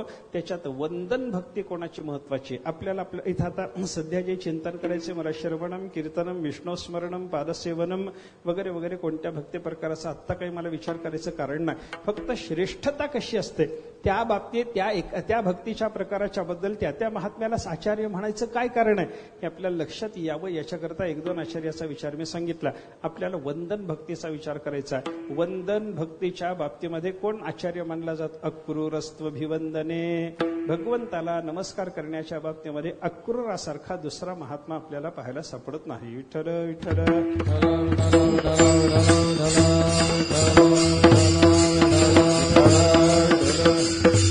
कारण अक्रूराच्या नमस्काराचं चिंतन जर आपण करायला लागलो भागवतामध्ये, अक्रूराला भगवान श्रीकृष्ण परमात्म्याच्याकडं त्यांना घेऊन येण्याकरता कंसानं पाठवलं होतं की नाही. कंसाचा असा विचार झाला की बाबा आपण ज्याला ज्याला गोकुळामध्ये पाठवायला लागलो भगवान त्याला मारायला लागला. आता एक काम करा, तिकडं कोणाला पाठवण्यापेक्षा कृष्णाला इकडे घेऊन या मथुरेमध्ये आणि कुस्ती वगैरे करायला लावू. चाणूर मुष्टिकासारखे पहिलवान आपल्याकडे आहेत त्यांच्याकडून आपण कृष्णाला मारू असा कंसाचा विचार झाला. मग मथुरेत देवाला घेऊन यायचंय, गोकुळातून देवाला घेऊन यायचंय, कोणाला पाठवावं? देव कोणाबरोबर येतो? कोणीतरी भक्त गेल्याशिवाय देव येणार नाही. कंस म्हणायला लागला माझ्याजवळ भक्त कोण आहे? कोण भक्त? कोणाला मी पाठवू? असा विचार करता करता कंसाला जे नाव आठवलं ते अक्रूराचं आठवलं. अक्रूराला देवाचं प्रेमही आहे, भक्तीही आहे आणि अक्रूर आपल्या सेवेतही आहे. आपण अक्रूराला आज्ञा केली तर अक्रूराला मानावी लागेल म्हणून अक्रूराला बोलावलं सांगितलं, अक्रूरा आपण धनुर्याग ठेवलाय, या धनुर्यागाचं निमंत्रण द्यायला गोकुळात जायचं, गोकुळात सगळ्या लोकांना निमंत्रण द्यायचं, या म्हणून सांगायचं आणि एक रथ घेऊन जायचं आणि श्रीकृष्णाला आणि बलरामाला त्या रथामध्ये बसवून सन्मानानं नगरामध्ये तुम्ही घेऊन यायचं. त्या अक्रूर काकांनी विचारलं कशा करता आणायचं देवाला वगैरे वगैरे, कारण कंस दुष्ट आहे हे माहिती होतं. कंसानं सगळी योजना सांगितली. देवाला मारण्याचा विचार आहे त्याच्याकरताच आणायचं हे सांगितलं तरी अक्रूराला जाणं भाग होतं. म्हणून अक्रूर काका कंसाचं निमंत्रण घेऊन गोकुळाच्या दिशेनं निघाले. आता गोकुळाच्या दिशेनं निघालेल्या अक्रूराचं नमस्कार करणं, वंदन भक्ती करणं देवाला जे सुरू होतं ना ते कुठून सुरू होतं? रथात बसल्यापासून देवाच्या चरणापर्यंत जाईपर्यंत नमस्काराचं चिंतन त्यांचं चाललेलं असतं. विठ्ठल विठ्ठल.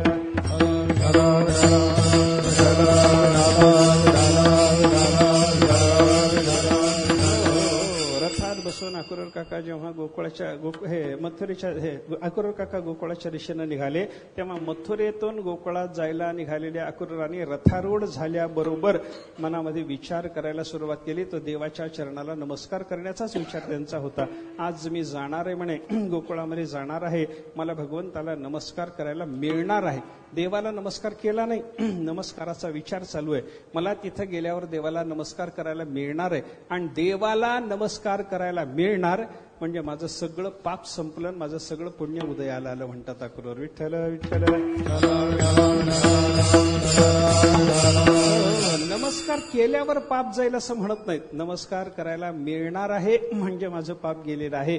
नमस्कार करायला मिळणार आहे म्हणजे माझं सगळं पुण्य आता मला फल देण्याकरता सिद्ध झालेलं आहे, फलोन्मुख झालेला आहे असा अक्रूराचा विचार भागवतात पाहायला सापडतो बरं का. अक्रूर असा विचार करता, ममाद्या मंगलम नष्टम फलवांश्चैव मे भवः यन्नमस्ये भगवतः योगी ध्येयांघ्रि पंकजम. भगवंताच्या ज्या चरण कमलाचं योगी पुरुष ध्यान करतात त्या योगी पुरुषाच्या ध्येय असलेल्या चरणाला आज मला नमस्कार करायला मिळणार. आज मी त्या देवाच्या चरणाला जाऊन नमस्कार करणार असल्यामुळं, नमस्कार करायला मला मिळणार असल्यामुळं आज माझं सगळं पाप सगळं नाहीसं झालं, अशुभ नष्ट झालं. फलवांश्चैव मे भवः, आणि माझं सगळं सुख देणारं आनंद देणारं जे प्रारब्ध आहे ते सगळंच्या सगळं पुण्य नावाचं प्रारब्ध आज माझं फलवान झालं म्हणे. कशामुळं? यन्नमस्य भगवतः योगी ध्येयांघ्रि पंकजम, देवाच्या चरणाला आज मला नमस्कार करायला मिळणार आहे. आता एवढी उत्कट भावना नमस्काराच्या बाबतीत अक्रूराला सोडून कोणाच्या मनात आहे सांगा? विठ्ठल विठ्ठल. देवाचे चरण दिसावेत, देवाच्या चरणाला नमस्कार करावा, पायावर डोकं टेकवावं आणि मग आनंद व्हावा, हे सगळ्यांच्या बाबतीमध्ये आहे. पण आत्ता आपण देवाच्या दर्शनाला जाणार, गेल्याच्या नंतर आपल्याला देवाच्या चरणाला नमस्कार करायला मिळणार, आणि देवाच्या चरणाला नमस्कार करायला मिळणार म्हणजेच माझं पाप गेलं आणि पुण्य उदयाला आलं. एवढी उत्कट भावना नमस्काराच्या बाबतीतली आनंदाची भावना अक्रूराच्या शिवाय दुसरा कोणी व्यक्त करत नाही. म्हणून अक्रूर काका वंदन भक्तीच्या बाबतीतले आचार्य ठरले. ऐका, रस्त्यानं जाताना हाच विचार करत अक्रूर काका निघाले, मला जायचंय, गोकुळात जायचंय, देवाच्या चरणाला आज मला नमस्कार करायला मिळणार आहे. योगी सुद्धा ज्या चरणाच्या दर्शनाची आकांक्षा धरून जन्म जन्म जन्म साधना करत राहतात, हजारो जन्म त्यांचा प्रयत्न असतो, ते देवाचे चरण आज मला पाहायला मिळणार ही भावना करत करत करत अक्रूर काका यमुनेपर्यंत आले. आणि यमुनेच्या वाळवंटात आल्याच्या नंतर अक्रूर काका इकडं तिकडं बघायला लागले, कारण याच यमुनेच्या वाळवंटात ज्या देवाच्या चरणाला मी नमस्कार करायला निघालो ते देवाचे चरण या यमुनेच्या वाळवंटात फिरत असतात. तेव्हा इथं कुठं देवाचा चरणाचा ठसा दिसतो का? हे अक्रूर काका जेव्हा पाहत निघाले तेव्हा जमिनीमध्ये काही ठिकाणी देवाच्या चरणाचे ठसे निर्माण झालेले दिसले. अक्रूर काका रथातून खाली उतरले आणि त्या देवाच्या चरणाच्या ठशाला त्यांनी नमस्कार करायला सुरुवात केली. बरं का? गायीची या मागे श्रीकृष्ण पाऊले, गायीची या मागे श्रीकृष्ण पाऊले, गायीची या मागे श्रीकृष्ण पाऊले, गायीची या मागे श्रीकृष्ण पाऊले. अक्रूरे घातले दंडवत, अक्रूरे घातले दंडवत, अक्रूरे घातले दंडवत. गायीची या मागे श्रीकृष्ण पाऊले, गायीची या मागे श्रीकृष्ण पाऊले, गायीची या मागे श्रीकृष्ण पाऊले, गायीची या मागे श्रीकृष्ण पाऊले. अक्रूरे घातले दंडवत, अक्रूरे घातले दंडवत, अक्रूरे घातले दंडवत. गायीची या मागे श्रीकृष्ण पाऊले. यमुनेच्या वाळवंटात अक्रूर पाहायला लागले. गायीच्या पावलाचे ठसे होते आणि गायीची खुरं दिसल्याबरोबर त्यांना लक्षात आलं इथं कुठंतरी देवाचा चरण चिन्ह आपल्याला पाहायला मिळणार. म्हणून अक्रूर काका जेव्हा बारकाईने पाहायला लागले तेव्हा गायीच्या चरण चिन्हाच्या मागं उमटलेली देवाच्या पावलाची चिन्ह त्यांना दिसायला लागली. बरं का? आता उमटलेला माणसाच्या पायाचा ठसा हा श्रीकृष्णाच्याच पायाचा ठसा आहे. अक्रूराला कसं कळालं? त्याचं कारण आहे भगवंताच्या चरणावर कृष्णावतारात देवाने 19 सुचिन्ह धारण केलेली आहे. देवाच्या पायावर चांगली चांगली चिन्ह आहेत. देवाच्या पायावर कमळ आहे, देवाच्या पायावर त्रिकोण आहे, देवाच्या पायावर चौकोन अष्टकोन आहे, देवाच्या पायावर यवचिन्ह आहे. हे सगळी सुचिन्ह ज्या रहित धनुष्य म्हणजे ज्याला प्रत्यंचा नाही, दोरी नाही असं धनुष्य देवाच्या चरणावर आहे. अशी सगळी चांगली चिन्ह देवाच्या चरणावर आहेत. आणि त्या चिन्हासहित उमटलेला देवाच्या पायाचा ठसा तो मातीत उमटलेला पाहिल्याबरोबर हा दुसऱ्या कोणाच्या पायाचा ठसा नसून देवाच्या पायाचा ठसा हे अक्रूर काकाला कळालं. अक्रूर काका तो चरण चिन्ह पाहिल्याच्या नंतर रथातून खाली उतरतात. अक्रूरे घातले दंडवत, अक्रूराने त्या पायाच्या ठशाला दंडवत घातला, नमस्कार केला. कोणाला केला? देवाच्या पायाला नाही, देवाच्या पायाचा मातीत उमटलेला ठसा त्याला नमस्कार केला.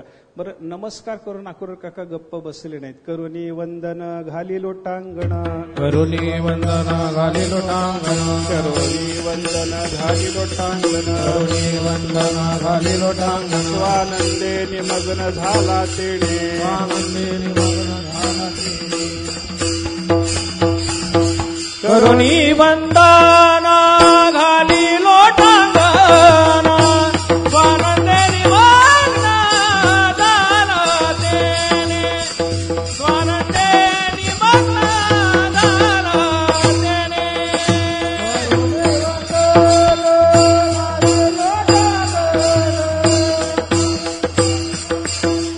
घाली लोटांगण,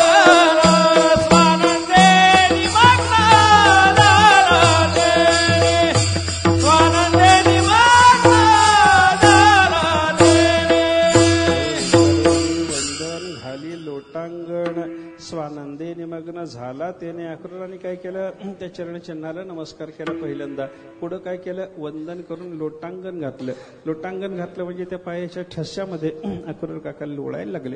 देवाच्या पायाचा ठसा जिथं मातीत निर्माण झालेला आहे ती माती घेऊन मस्तकावर घेतली, ती माती घेऊन तोंडात टाकली, ती अंगावर उधळून घेतली. त्या पायाच्या ठशामध्ये भगवंताच्या अक्रूर काकाशी गडबडा लोळायला लागले. मला सांगा, एवढं नमस्काराचं प्रेम, देवाच्या चरणाला नमस्कार करण्याचं एवढं प्रेम दुसऱ्या भक्ताच्या चरित्रात दिसेल का? दिसत नाही. अक्रूराला नमस्कार करायला मिळणार याचा आनंद, पायाच्या ठशाला नमस्कार करायला मिळाला याचा पुढचा आनंद, त्या आनंदाच्या नंतर त्या पायाच्या ठशाच्या नमस्काराच्या नंतर त्या मातीमध्ये अक्रूर काका लोळणार, केवढा आनंद त्यांना. स्वानंदे निमग्न झाला त्याने, ब्रह्मानंदात अक्रूर काका त्या चरण चिन्हामध्ये लोळून मग्न झाले. त्याच्यानंतर अक्रूर काका त्या चरण चिन्हाला नमस्कार करता करता आपल्याला साक्षात देवाच्या चरणापर्यंत जाऊन पोहोचायचं या भावनेनं पुढे निघाले. अक्रूर काका गोकुळामध्ये आले, नंद बाबाचं घर गाठलं आणि नंदाच्या घरी आल्याच्या नंतर अक्रूर काका इकडे तिकडे बघतच होते, भगवान कुठं आहेत पाहतच होते. कारण यादवाच्या कुळातला वयानं मी मोठा असलेला माणूस असल्यामुळं माझा नमस्कार व्हायच्या आधी देवानी मला नमस्कार करू नये ही अक्रूराच्या मनातली भावना होती. म्हणून देव कुठं आहेत हे पाहत पाहत अक्रूर काकाने नंदाच्या घरात वाड्यामध्ये प्रवेश केल्याबरोबर गाई तिथं होत्या, गोठा होता समोरच्या बाजूला आणि गाईच्या सेवेत भगवान श्रीकृष्ण परमात्मा आणि बलराम दादा होते. देवानी जेव्हा अक्रूर काकाला पाहिलं, अक्रूर काकाकडे परमात्मा काका काका काका म्हणत धावत निघाले आणि धावत भगवान जेव्हा अक्रूर काकाच्या जवळ आले, अक्रूर काकाने विचार केला, आता हे धावत यायला लागले म्हणजे मला नमस्कार करणार आहेत, यांनी नमस्कार करण्याच्या आधी आपला नमस्कार यांना झाला पाहिजे. म्हणून पपात दंडवत अक्रूर काकाने काय केलं, पपात दंडवत, बरं का, दंडवत नमस्कार केला. रामकृष्णाच्या चरणाच्या ठिकाणी म्हणजे भगवान श्रीकृष्ण परमात्मा आणि बलराम दादा या दोघांच्याही चरणावर अक्रूर काकांनी साष्टांग दंडवत घातला. मग देवाने बलराम दादाने त्यांचे दोन्ही हात धरले, आनंद बाबाच्या बैठकीत त्यांना नेऊन ठेवलं. हे अक्रूर काकाच्या नमस्काराचं चिंतन आहे. नमस्कार करायला मिळणार म्हणलं की मग माझं सगळं दुर्दैव संपलं आणि सुदैव उदयाला आलं. नमस्कार करण्याकरता म्हणून जाताना पायाचा ठसा दिसला, तिथं कितीतरी आदरानं नमस्कार केला, तिथं लोळणं झालं आणि साक्षात देवाचं दर्शन झाल्याच्या नंतर अक्रूर काकाने दंडवत नमस्कार करून भगवंताला नमस्कार केला. एवढं नमस्काराचं चिंतन इतर भक्ताच्या चरित्रात पाहायला सापडत नाही. एवढं नमस्काराला महत्व देणं इतर भक्त कोणी करत नाही आणि ते अक्रूराने केलेलं असल्यामुळे अक्रूर काका हे वंदन भक्तीच्या बाबतीत, नमस्कार करणे नावाच्या भक्तीच्या बाबतीमध्ये आचार्य ठरले. विठ्ठल विठ्ठल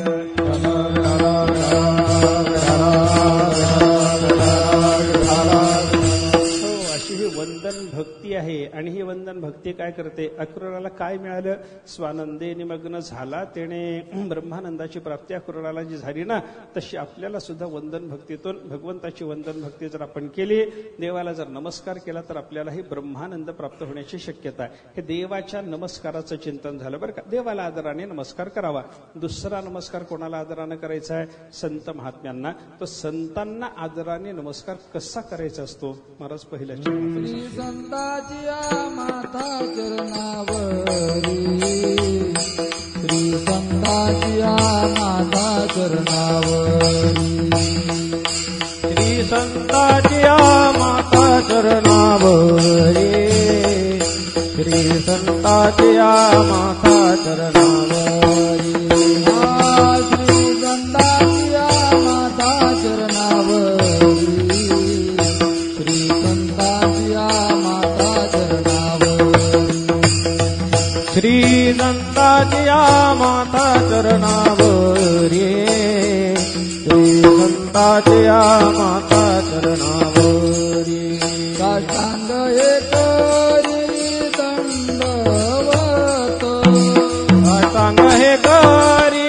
दंडवत, साष्टांग हे करी दंडवत, साष्टांग हे करी दंडवत, विश्रांती पावलो सांभाळा उतरी, विश्रांती पावलो सांभाळा उतरी, विश्रांती पावलो सांभाळा उतरी, विश्रांती पावलो सांभाळा उतरी विश्रांती पावलो सांभाळा उतरी विश्रांती पावलो सांभाळा उतरी विश्रांती पावलो सांभाळा उतरी विश्रांती पावलो सांभाळा उतरी संतांची या माथा चरणावरी साष्टांग हे करी दंडवत. तुकाराम महाराजांनी साधू पुरुषाला मी आदराने नमस्कार करतो हे या ठिकाणी सांगितलं बरं का. संतांच्या चरणावर मस्तक टेकवतो, त्यांना साष्टांग नमस्कार करून नमस्कार करतो आणि त्यांना दंडवत घालून नमस्कार करतो. असे 3 प्रकार नमस्काराचे महाराजांनी या ठिकाणी सांगितलेले पाहायला सापडतात बरं का. माथा चरणावरी हे पायावर डोकं टेकवणं हा एक नमस्काराचा प्रकार. साष्टांग हे करी साष्टांग नमस्कार करणं हा दुसरा प्रकार आणि दंडवत करी हा नमस्काराचा तिसरा प्रकार. चढते प्रकार येथे बरं का. हे सगळ्यात मोठा नमस्काराचा महत्वाचा प्रकार कोणता? दंडवत. त्याच्यापेक्षा खालचा कोणता? साष्टांग नमस्कार. आणि त्याच्यापेक्षा खालचा कोणता? तर पायावर डोकं टेकवणं. विठ्ठल विठ्ठल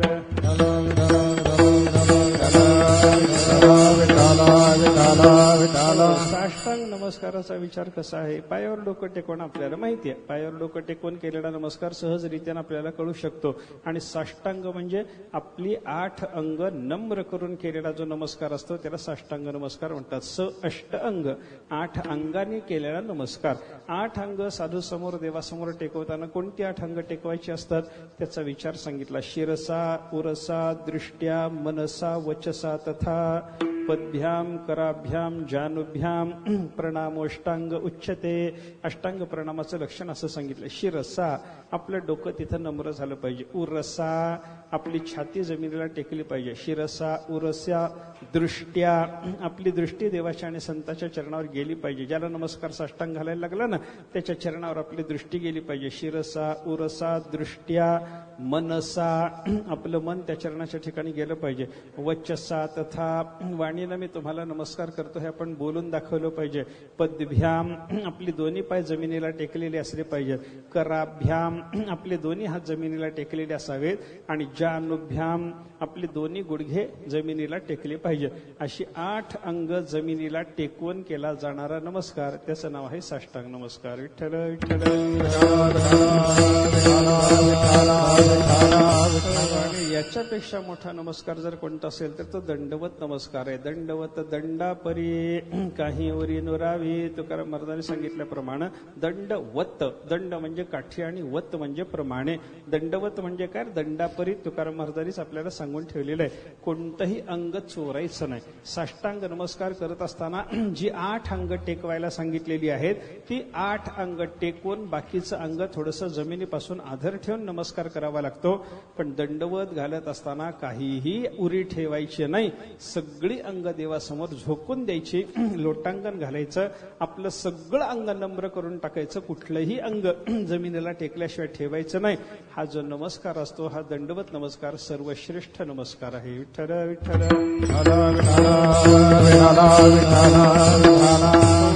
पराकोटीचा आदर व्यक्त करण्याकरता दंडवत. त्याच्यापेक्षा थोडा कमी आदर व्यक्त होतो तो साष्टांग नमस्कारात. आणि पायावर डोकं टेकवून केलेला जो नमस्कार आहे तो सामान्य आहे असं आपल्याला म्हणता येतं.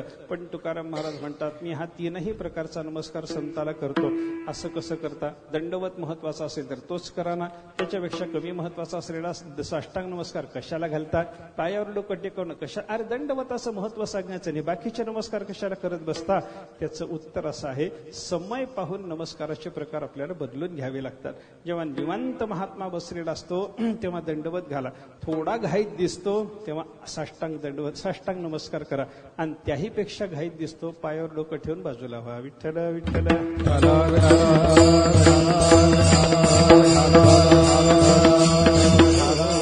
घाईनं महात्मा वेगानं पळत निघालेला आहे. एक भक्त त्याच्यासमोर जाऊन म्हणायला लागला थोडं थांबा, मला तुम्हाला एक 10-12 नमस्कार घालू द्या. सूर्याला 12 नमस्कार घालतो तसे तुम्हाला घालायचे आहेत.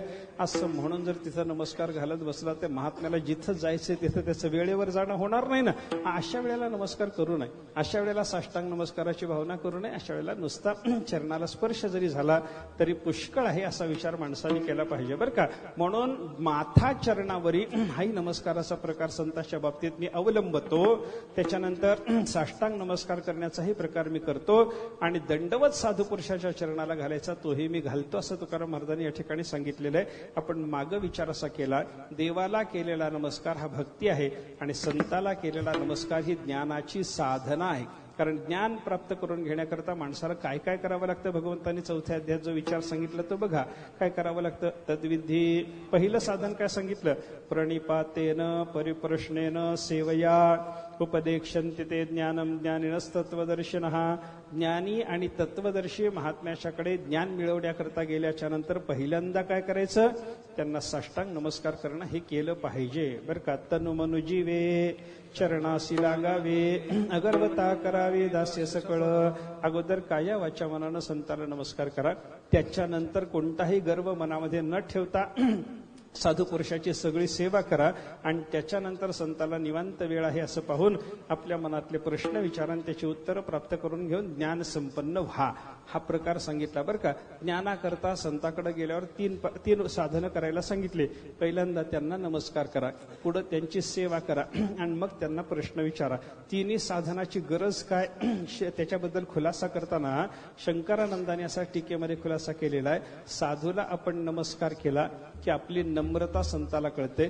आपण संताची सेवा करायला लागलो की आपल्या मनातला त्यांच्याबद्दलचा भक्तिभाव त्यांना कळतो आणि आपण प्रश्न विचारले की आपली अधिकाराची काय भूमिका आहे ते संतांना कळतं, मग ते उपदेश करतात. विठ्ठल विठ्ठल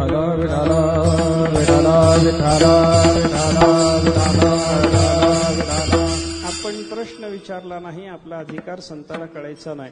आपण सेवा केली नाही, आपली भक्ती संतासमोर व्यक्त व्हायची नाही आणि आपण त्यांना जर नमस्कार व्यवस्थित रीतीनं नाही केला तर आपल्या अंतःकरणातली नम्रता संताला निवेदन होत नाही आणि ती निवेदन झाल्याच्या शिवाय पुढे उपदेशाचा प्रकार घडत नाही, हे आपण लक्षात घ्या. म्हणून संतापासून उपदेश प्राप्त व्हावा, साधू पुरुषाच्या कृपेनं आपल्याला ज्ञान मिळावं, त्यांनी काहीतरी आपल्याला तत्वबोध करावा, आपल्या सगळ्या शंकाचं निरसन त्यांच्यापासून आपल्याला प्राप्त व्हावं, याच्याकरता काय केलं पाहिजे?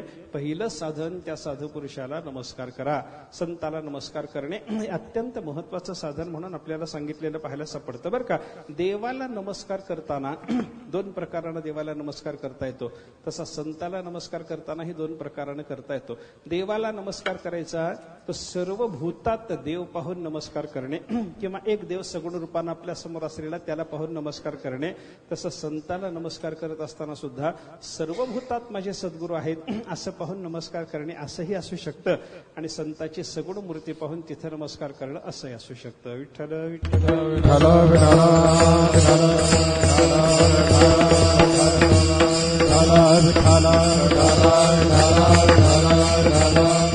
देवाला सर्व भूतात पाहून नमस्कार करता येतो की नाही? भागवता चिंतन आहे. पखम वायुमग्निम सलिलम महिंच ज्योतिंशी सत्वानि दिशो द्रुमादीन सरित समुद्रांश हरेश शरीरम यत्किंच भूतम प्रणमेत अनन्य.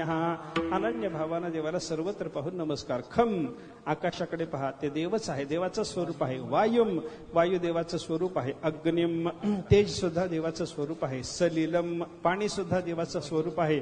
महिंच ही पृथ्वी सुद्धा देवाचं स्वरूप आहे. ज्योतिंशी आकाशात असणारी नक्षत्र वगैरे हे सगळी ज्योतिस्तत्व हे सगळेच्या सगळे आपल्याला देवाच्या स्वरूपात पाहायचे आहेत बरं का. सत्वानी सगळे जीव, हा दिशा, हा 10 दिशा, द्रुमादीन झाडं वगैरे सगळेच्या सगळे प्रकार, जगातले वनस्पतीचे सगळे प्रकार बरं का. सरित जगातल्या सगळ्या नद्या, समुद्रांश समुद्र वगैरे, हरेश शरीरम हे सगळं देवाचं शरीर आहे अशी भावना करावी आणि त्या ठिकाणी नमस्कार करावा, हाही प्रकार आहे. आणि परमात्मा पंढरीनाथाची सगुण मूर्ती पाहून नमस्कार करावं, हा सुद्धा एक प्रकार आपल्याला पाहायला सापडतो. संताला नमस्कार करताना हे 2 प्रकार आहेत. ऐसा तो सर्वोपकारी समर्थो सद्गुरु श्री निवृत्तीनाथो राहटतासे मजही आतुरी गोनिया. मागचं सगळं चिंतन सांगत बसत नाही. सर्व भूतांच्या ठिकाणी सगळे गुण समर्पण करणारे माझे सद्गुरु निवृत्तीनाथ महाराज आहेत असं ज्ञानोबांनी वर्णन केलं. आणि सर्वावर म्हणजे सगळ्या जगातल्या सगळ्या तत्व भक्तवांवर उपकार करणारा असा सद्गुरुनाथ माझा निवृत्तीनाथासारखा तो माझ्या हृदयातही विराजमान आहे. सर्वत्रही माझे गुरु महाराज आहेत आणि माझ्या हृदयातही सद्गुरुनाथ विराजमान आहेत. सर्वत्र देव आहे तो माझ्या हृदयातही आहे. तसं सर्वत्र परमात्मा तो माझ्या हृदयात जसा आहे तसं सर्वत्र विद्यमान असणारे सद्गुरुनाथ माझ्याही हृदयात विद्यमान आहेत. म्हणून काय करायचं, सर्वत्र पाहायचं, देवाला नमस्कार करायचा आणि देवाचं सगुण रूप पाहून त्याला नमस्कार करायचा. हा जसा देवाच्या नमस्काराचा प्रकार तसं सर्वत्र सद्गुरूला पाहून त्यांना नमस्कार करणं आणि आपल्या सद्गुरूच्या सगुण मूर्तीला पाहून नमस्कार करणं, संताला पाहून नमस्कार करणं, हा दुसरा प्रकार आपल्याला पाहायला सापडतो. असा संताला कशाही पद्धतीनं तुम्ही साष्टांग नमस्कार करा. त्या नमस्काराची फलश्रुती काय, महाराज दुसऱ्या चरणात विश्रांती पावलो सांभाळा उतरी, विश्रांती पावलो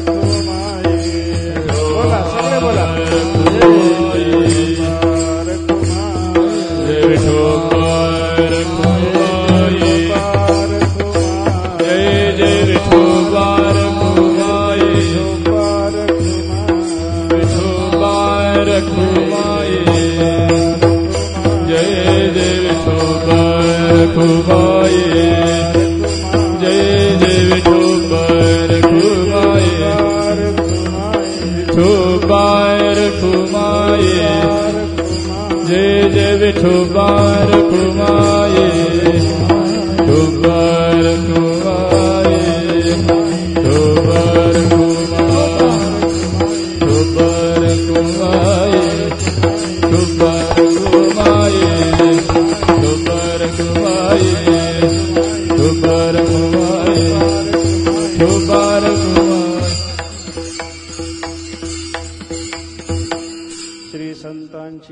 माथा चरणावरी श्री संतांची या माथा चरणावरी साष्टांग हे करी दंडवत विश्रांती पावलो सांभाळा उत्तरी वाढले अंतरी प्रेम सुख. संत शिरोमणी जगद्गुरु तुकाराम महाराज या अभंगातून आपल्याला साधू पुरुषाला नमस्कार कसा करायचा याचे शिक्षण देतात. ते शिक्षण आपण पहिल्या चरणातून पाहिलं. संताचा नमस्कार महत्वाचा कसा याचा विचार आपला झाला. देवाला नमस्कार करावा आणि संताला नमस्कार करावा तो आदराने तुकाराम महाराजांसारख्या साधू पुरुषांनी केलेला असल्यामुळं तसा अत्यंत श्रद्धा भक्तीनं देवाने संताला नमस्कार झाला पाहिजे. देवाला केलेला नमस्कार भगवंताची वंदन भक्ती आणि परमानंदाची प्राप्ती करून देणारा तो आहे. हे अक्रूराच्या चरित्राच्या आधारानं आपल्याला बघता येतं. तसं संतांना केलेला नमस्कार ही ज्ञानप्राप्तीची साधना तद्विधी प्रणिपातेनं या गीता वचनाच्या आधारानं आपल्याला त्याचा विचार करता येतो. हे आपण चिंतन केलं. देव आणि संत दोघांनाही नमस्कार करायचा तो सर्वाभूतीही करता येतो आणि त्यांची सगुण मूर्ती पाहूनही करता येतो. हाही विचार आपण केला. असा साधू पुरुषाला नमस्कार करत असताना पायावर डोकं टेकवून करा एक प्रकार, साष्टांग नमस्कार करा दुसरा प्रकार आणि दंडवत घालून नमस्कार करा तिसरा प्रकार. असा नमस्कार मी साधू पुरुषाला करतो असं महाराजांनी सांगितलं. आता श्री संत म्हणलंय बरं का, नुसतं संत न म्हणता त्यांना श्री संत म्हणलं. हे श्रीकाराची योजना करण्याचं कारण काय? दोन कारणं त्याच्यामध्ये आपल्याला दाखवता येतात. एक, ते मोठे आहेत म्हणून त्यांचं नाव घेताना श्रीकाराशिवाय घेऊ नये हा नियम आहे. अभियुक्तानाम नामधेयम श्रीकारपूर्वकम प्रयुंजित हा व्याकरणाच्या महाभाष्यात पतंजलीने सांगून ठेवलेला नियम आहे. अभियुक्त म्हणजे मोठे लोक बरं का, अत्यंत मोठे लोक, पूज्य लोक, श्रेष्ठ लोक असे जे लोक असतात ना त्यांचं नामधेय, नामधेय म्हणजे त्यांचं नाव, ते नुसतं घ्यायचं नसतं. श्रीकारपूर्वकम त्याच्या आधी पूर्व भागात श्रीकार लावावा आणि मग त्यांचं नामधेय प्रयुंजित त्याची योजना करावी. मोठ्या माणसाच्या नावाची योजना करताना ते नाव उच्चारत असताना त्या नावाच्या पाठीमागे श्रीकाराची योजना केल्याशिवाय ते उच्चारायचं नाही. म्हणून नुसतं ज्ञानोबा तुकोबा असं म्हणण्याच्या पेक्षा श्री ज्ञानोबाराय श्री तुकोबाराय असं म्हणलं तर ते अत्यंत योग्य ठरतं बरं का. म्हणून आपल्याकडे तसं म्हणण्याची पद्धत आहे. आता आजकाल शाळेतून वगैरे शिकवताना ज्ञानदेव असं म्हणतो, तुकाराम असं म्हणतो, असं शिकवायची पद्धत सुरू आहे बरं का. तर ते काही योग्य नाही. तसं त्याच्यातून आदर व्यक्त होत नाही आणि आदर जर संताच्या विषयीचा आपल्याकडून व्यक्त झाला नाही तर त्याच्यासारखं पाप नाही. विठ्ठल विठ्ठल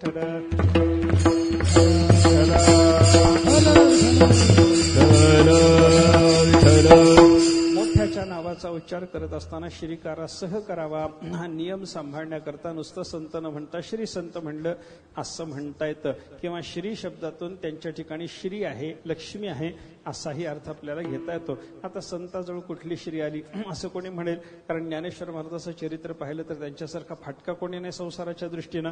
तुकाराम महाराजांचं चरित्र पाहिलं काही त्यांच्याजवळ नाही अशी त्यांची अवस्था आपल्याला पाहायला सापडताना, अरे देवासारखा पाहुणा घरात आला तर बसायला घालायला आसन नाही तुमच्याजवळ, देवासारखा पाहुणा आला तर त्याला खायला घालायला भाकरीचा धड तुकडा तुमच्याजवळ नाही आणि तुमच्याकडे श्री आहे असं कसं म्हणता. पण जुन्या कीर्तनकाराचं बोलणं बघा ना तुम्ही. ते तुकाराम महाराजांचा उल्लेख करत असताना नुसतं जगद्गुरु तुकाराम महाराज एवढं म्हणून थांबत नाही. जगद्गुरु श्रीमंत तुकाराम महाराज, नुसतं श्री लावत नाहीत, श्रीमंत असा शब्द तुकाराम महाराजांच्या बद्दल जुन्या लोकांचा जो पाहायला सापडतो. कारण काय, ते खरेच श्रीमंत आहेत म्हणून त्यांना श्रीमंत म्हणायचं. विठ्ठल विठ्ठल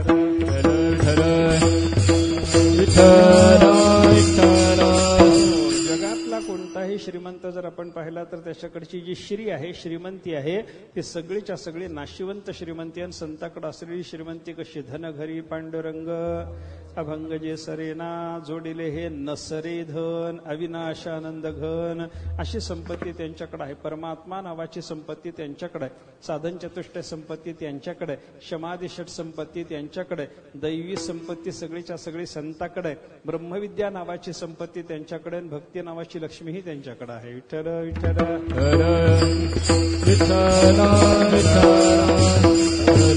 श्रीमंती भक्त महात्म्याला प्राप्त झालेल्या श्रीमंतीचा विचार निळोबायरेने असं वर्णन केलेले. देवे भक्ता लागे उपचार मांडिले, शांती सुखासनी माने बैसविले, धरुणी तन्मयाची छत्रे गौरविले, ज्ञान भक्तीचे दळभार दिदले. भगवान सगळ्या आपल्या भक्ताचा गौरव करतो. देवे भक्ता लागे उपचार मांडिले, देव सगळ्याच्या सगळ्या भक्तांची फार उत्तम सेवा करतो, राजोपचार पूजा करतो म्हणे भक्ताची. त्यांना काय करतो, शांती सुखासनी माने बैसविले. एखाद्या राजाला जसं सोन्याचं रत्नजडी सिंहासन करून द्यावं ना, तसं परमात्मा यांना शांती सुखाचं आसन करून देतो, त्या सिंहासनावर बसवतो आणि त्यांच्या डोक्यावर छत्र धरतो परमात्मा स्वतः. कोणतं छत्र धरतो? धरुणी तन्मयाची छत्रे गौरविले. भक्ताच्या ठिकाणी असणारी तन्मयता. तन्मयता म्हणजे परमात्ममयता, परमात्मा स्वरूपता, एकरूपता देवाशी एक असलेली त्यांची हे छत्र परमात्मा त्यांच्यावर धरतो. आणि ज्ञान संपत्तीचे दळ भार दिधले. राजाच्या बरोबर सगळं दळ जसं असावं त्या पद्धतीनं भक्ताला सगळ्या ज्ञानाच्या संपत्तीचा दळभार परमात्मा समर्पण करतो. हे सगळं जर भक्ताला असेल, शांती सुखाचं मोठं सिंहासन भक्ताला असेल, तन्मयाचं राजछत्र त्यांच्या मस्तकावर जर असेल, देवाने एवढे सगळे उपचार भक्ताला मांडलेले असून ज्ञान संपत्तीचे दळभार त्यांना दिलेले जर असतील, राजाचं सगळं वैभव असताना त्यांना श्रीमंत म्हणायचं नाही का? सांगा विठ्ठल विठ्ठल.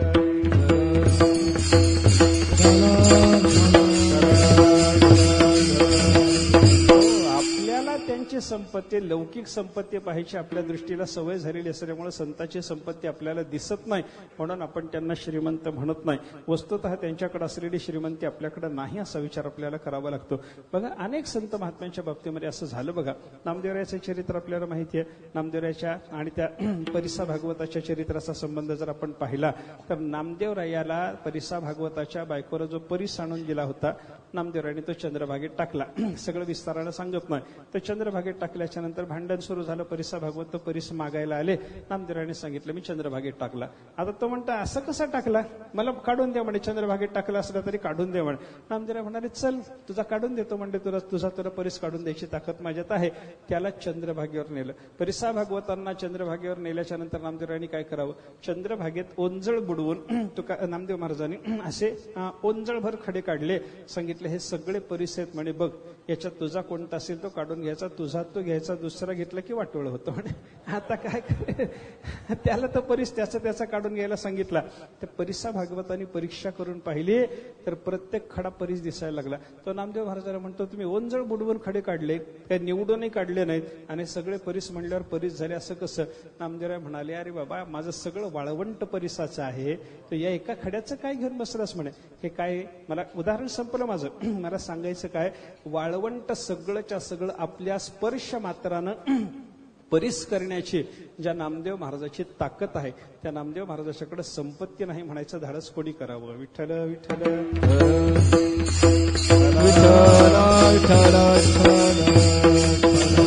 आणि ती आपल्या दृष्टीला दिसेल अशा पद्धतीनं प्रगट केली नाही. हा भाग वेगळा आहे, पण ते श्रीमंतच आहेत. सगळे संत असे श्रीमंत आहेत बरं का. त्यांच्याकडे श्री आहे म्हणून त्यांना श्री संत असं म्हणलं. आणि त्या संतांना मी नमस्कार करतो. कशा करता? याच्यातून काय फल प्राप्त होत? विश्रांती पावलो.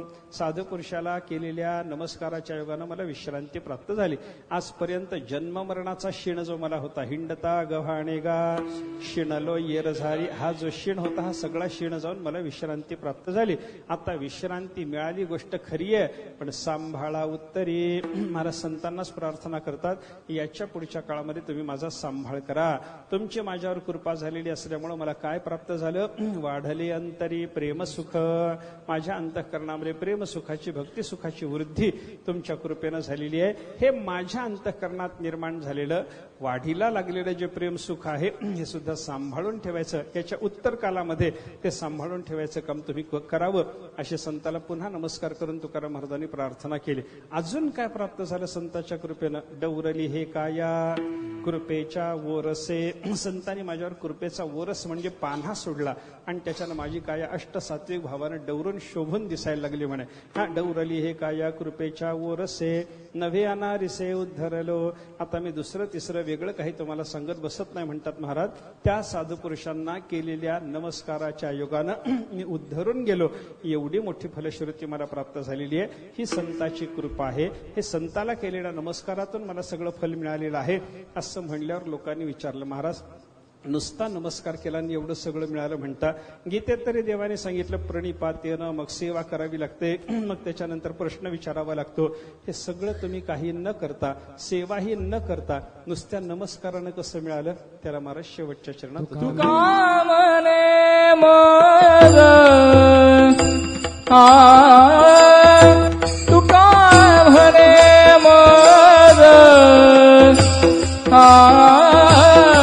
न घडता सेवा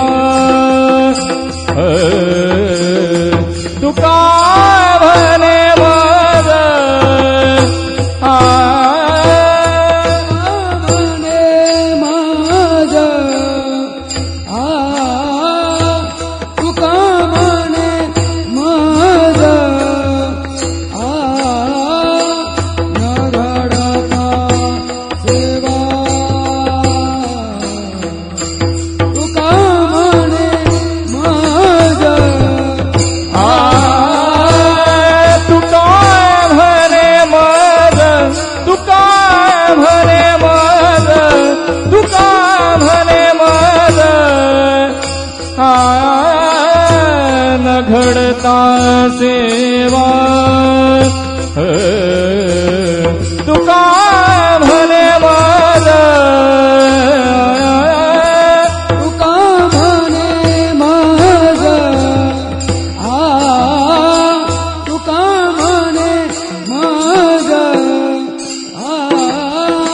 न घडता सेवा तुका म्हणे माझ पूर्व पुण्य ठेवा ओढवाला पूर्व पुण्य ठेवा ओढवाला पूर्व पुण्य ठेवा ओढवाला विश्रांती पावलो विश्रांती पावलो सांभाळाव तरी विश्रांती पावलो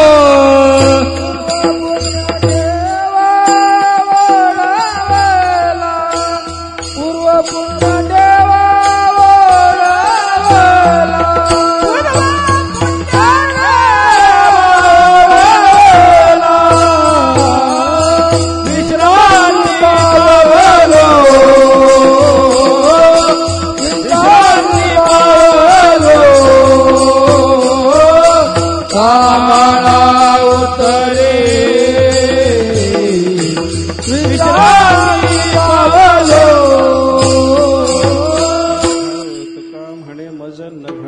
सेवा पूर्व पुण्य ठेवा ओढवला देव साधूला नमस्कार केला आणि त्याच्यातून एवढं सगळं मिळालं म्हणल्यावर लोक म्हणतात सेवा वगैरे काही न करता कसं मिळालं महाराज महाराज म्हणतात नियम तर असा आहे बाबा नमस्कार करावा त्याच्यानंतर सेवा करावी मग प्रश्न विचारावा त्याच्यानंतरच संत महात्मा उपदेश करतो आणि त्याच्यानेच ज्ञान होतं हा नियम जरी असला तरी मी सेवा वगैरे न करता मला ज्ञान प्राप्त झालं मला विश्रांती प्राप्त कसं झालं हे महाराज म्हणतात तुका म्हणे मज न घडता सेवा आत्ता मला सेवा घडली नाही पण सेवा केलीच नाही असं नाही पूर्व पुण्य ठेवा ओढवला माझ्याजवळ सेवेचा पूर्व पुण्यातला ठेवा होता मागचं सेवेचं पुण्य होतं त्यावेळेला फल मिळालं नव्हतं आत्ता नमस्कार केलं की ते सेवेचं पुण्य या नमस्काराला प्राप्त झालं आणि या नमस्काराने त्या सेवेच्या पुण्याने युक्त होऊन मला हे सगळं फल प्राप्त करून दिलेलं आहे असं महाराजांनी या ठिकाणी सांगितलं म्हणजे सेवा आज घडलेली नसली तरी मागं घडलेली आहे लक्षात घ्यावं लागेल बरं का असं साधूला केलेल्या नमस्काराचं फल तुकाराम महाराज या अभंगातून सांगतात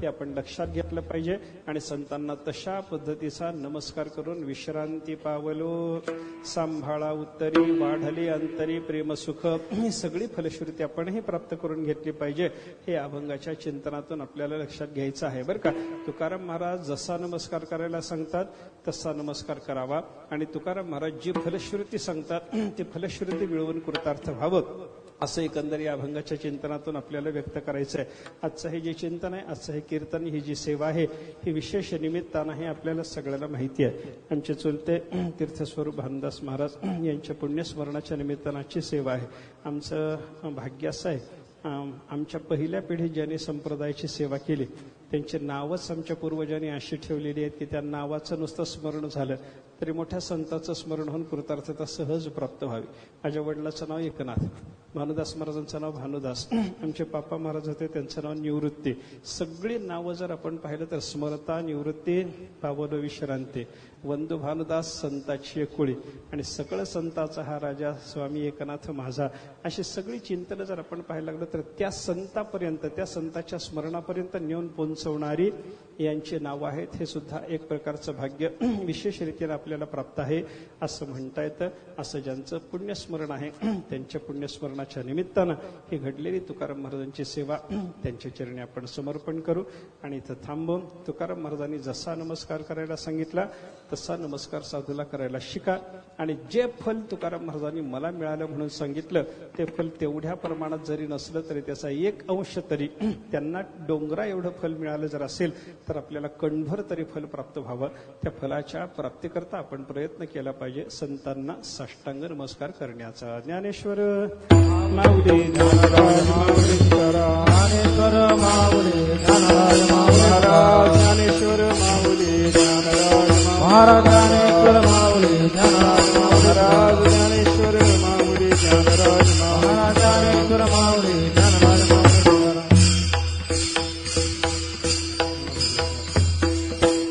म्हणा लवकर म्हणा.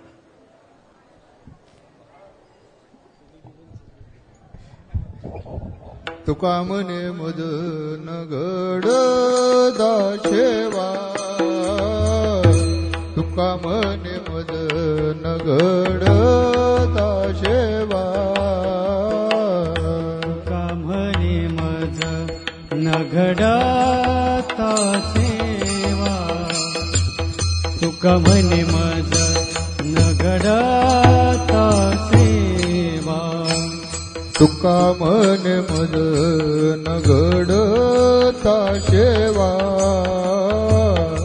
तुका म्हणे मद नगड दाशेवा तुका म्हणे मज नगडाता सेवा तुका म्हणे मज नगडाता सेवा पूर्व पुण्य ठेवा ओढवला पूर्व पुण्य ठेवा ओढवला विश्रांती पावलो सांभाळा उत्तरी विश्रांती पावलो सांभाळा उत्तरी पूर्व पुण्य ठेवा ओढवला पूर्व पुण्य ठेवा ओढवला विश्रांती पावलो सांभाळा उत्तरे विश्रांती पावलो सांभाळा उत्तरे वाढले अंतरी प्रेम सुख वाढले अंतरी प्रेम सुख विश्रांती पावलो सांभाळा उत्तरी विश्रांती पावलो सांभाळा उत्तरी वाढले अंतरी प्रेम सुख प्रेम सुख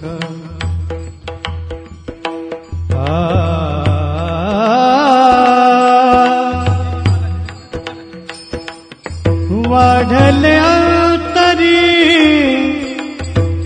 प्रेम सुख वाढले अंतरी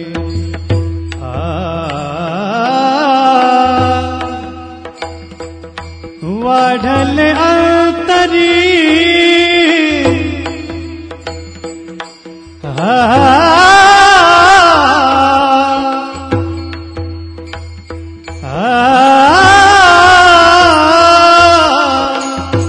वाढले अंतरी प्रेम सुख वाढले अंतरी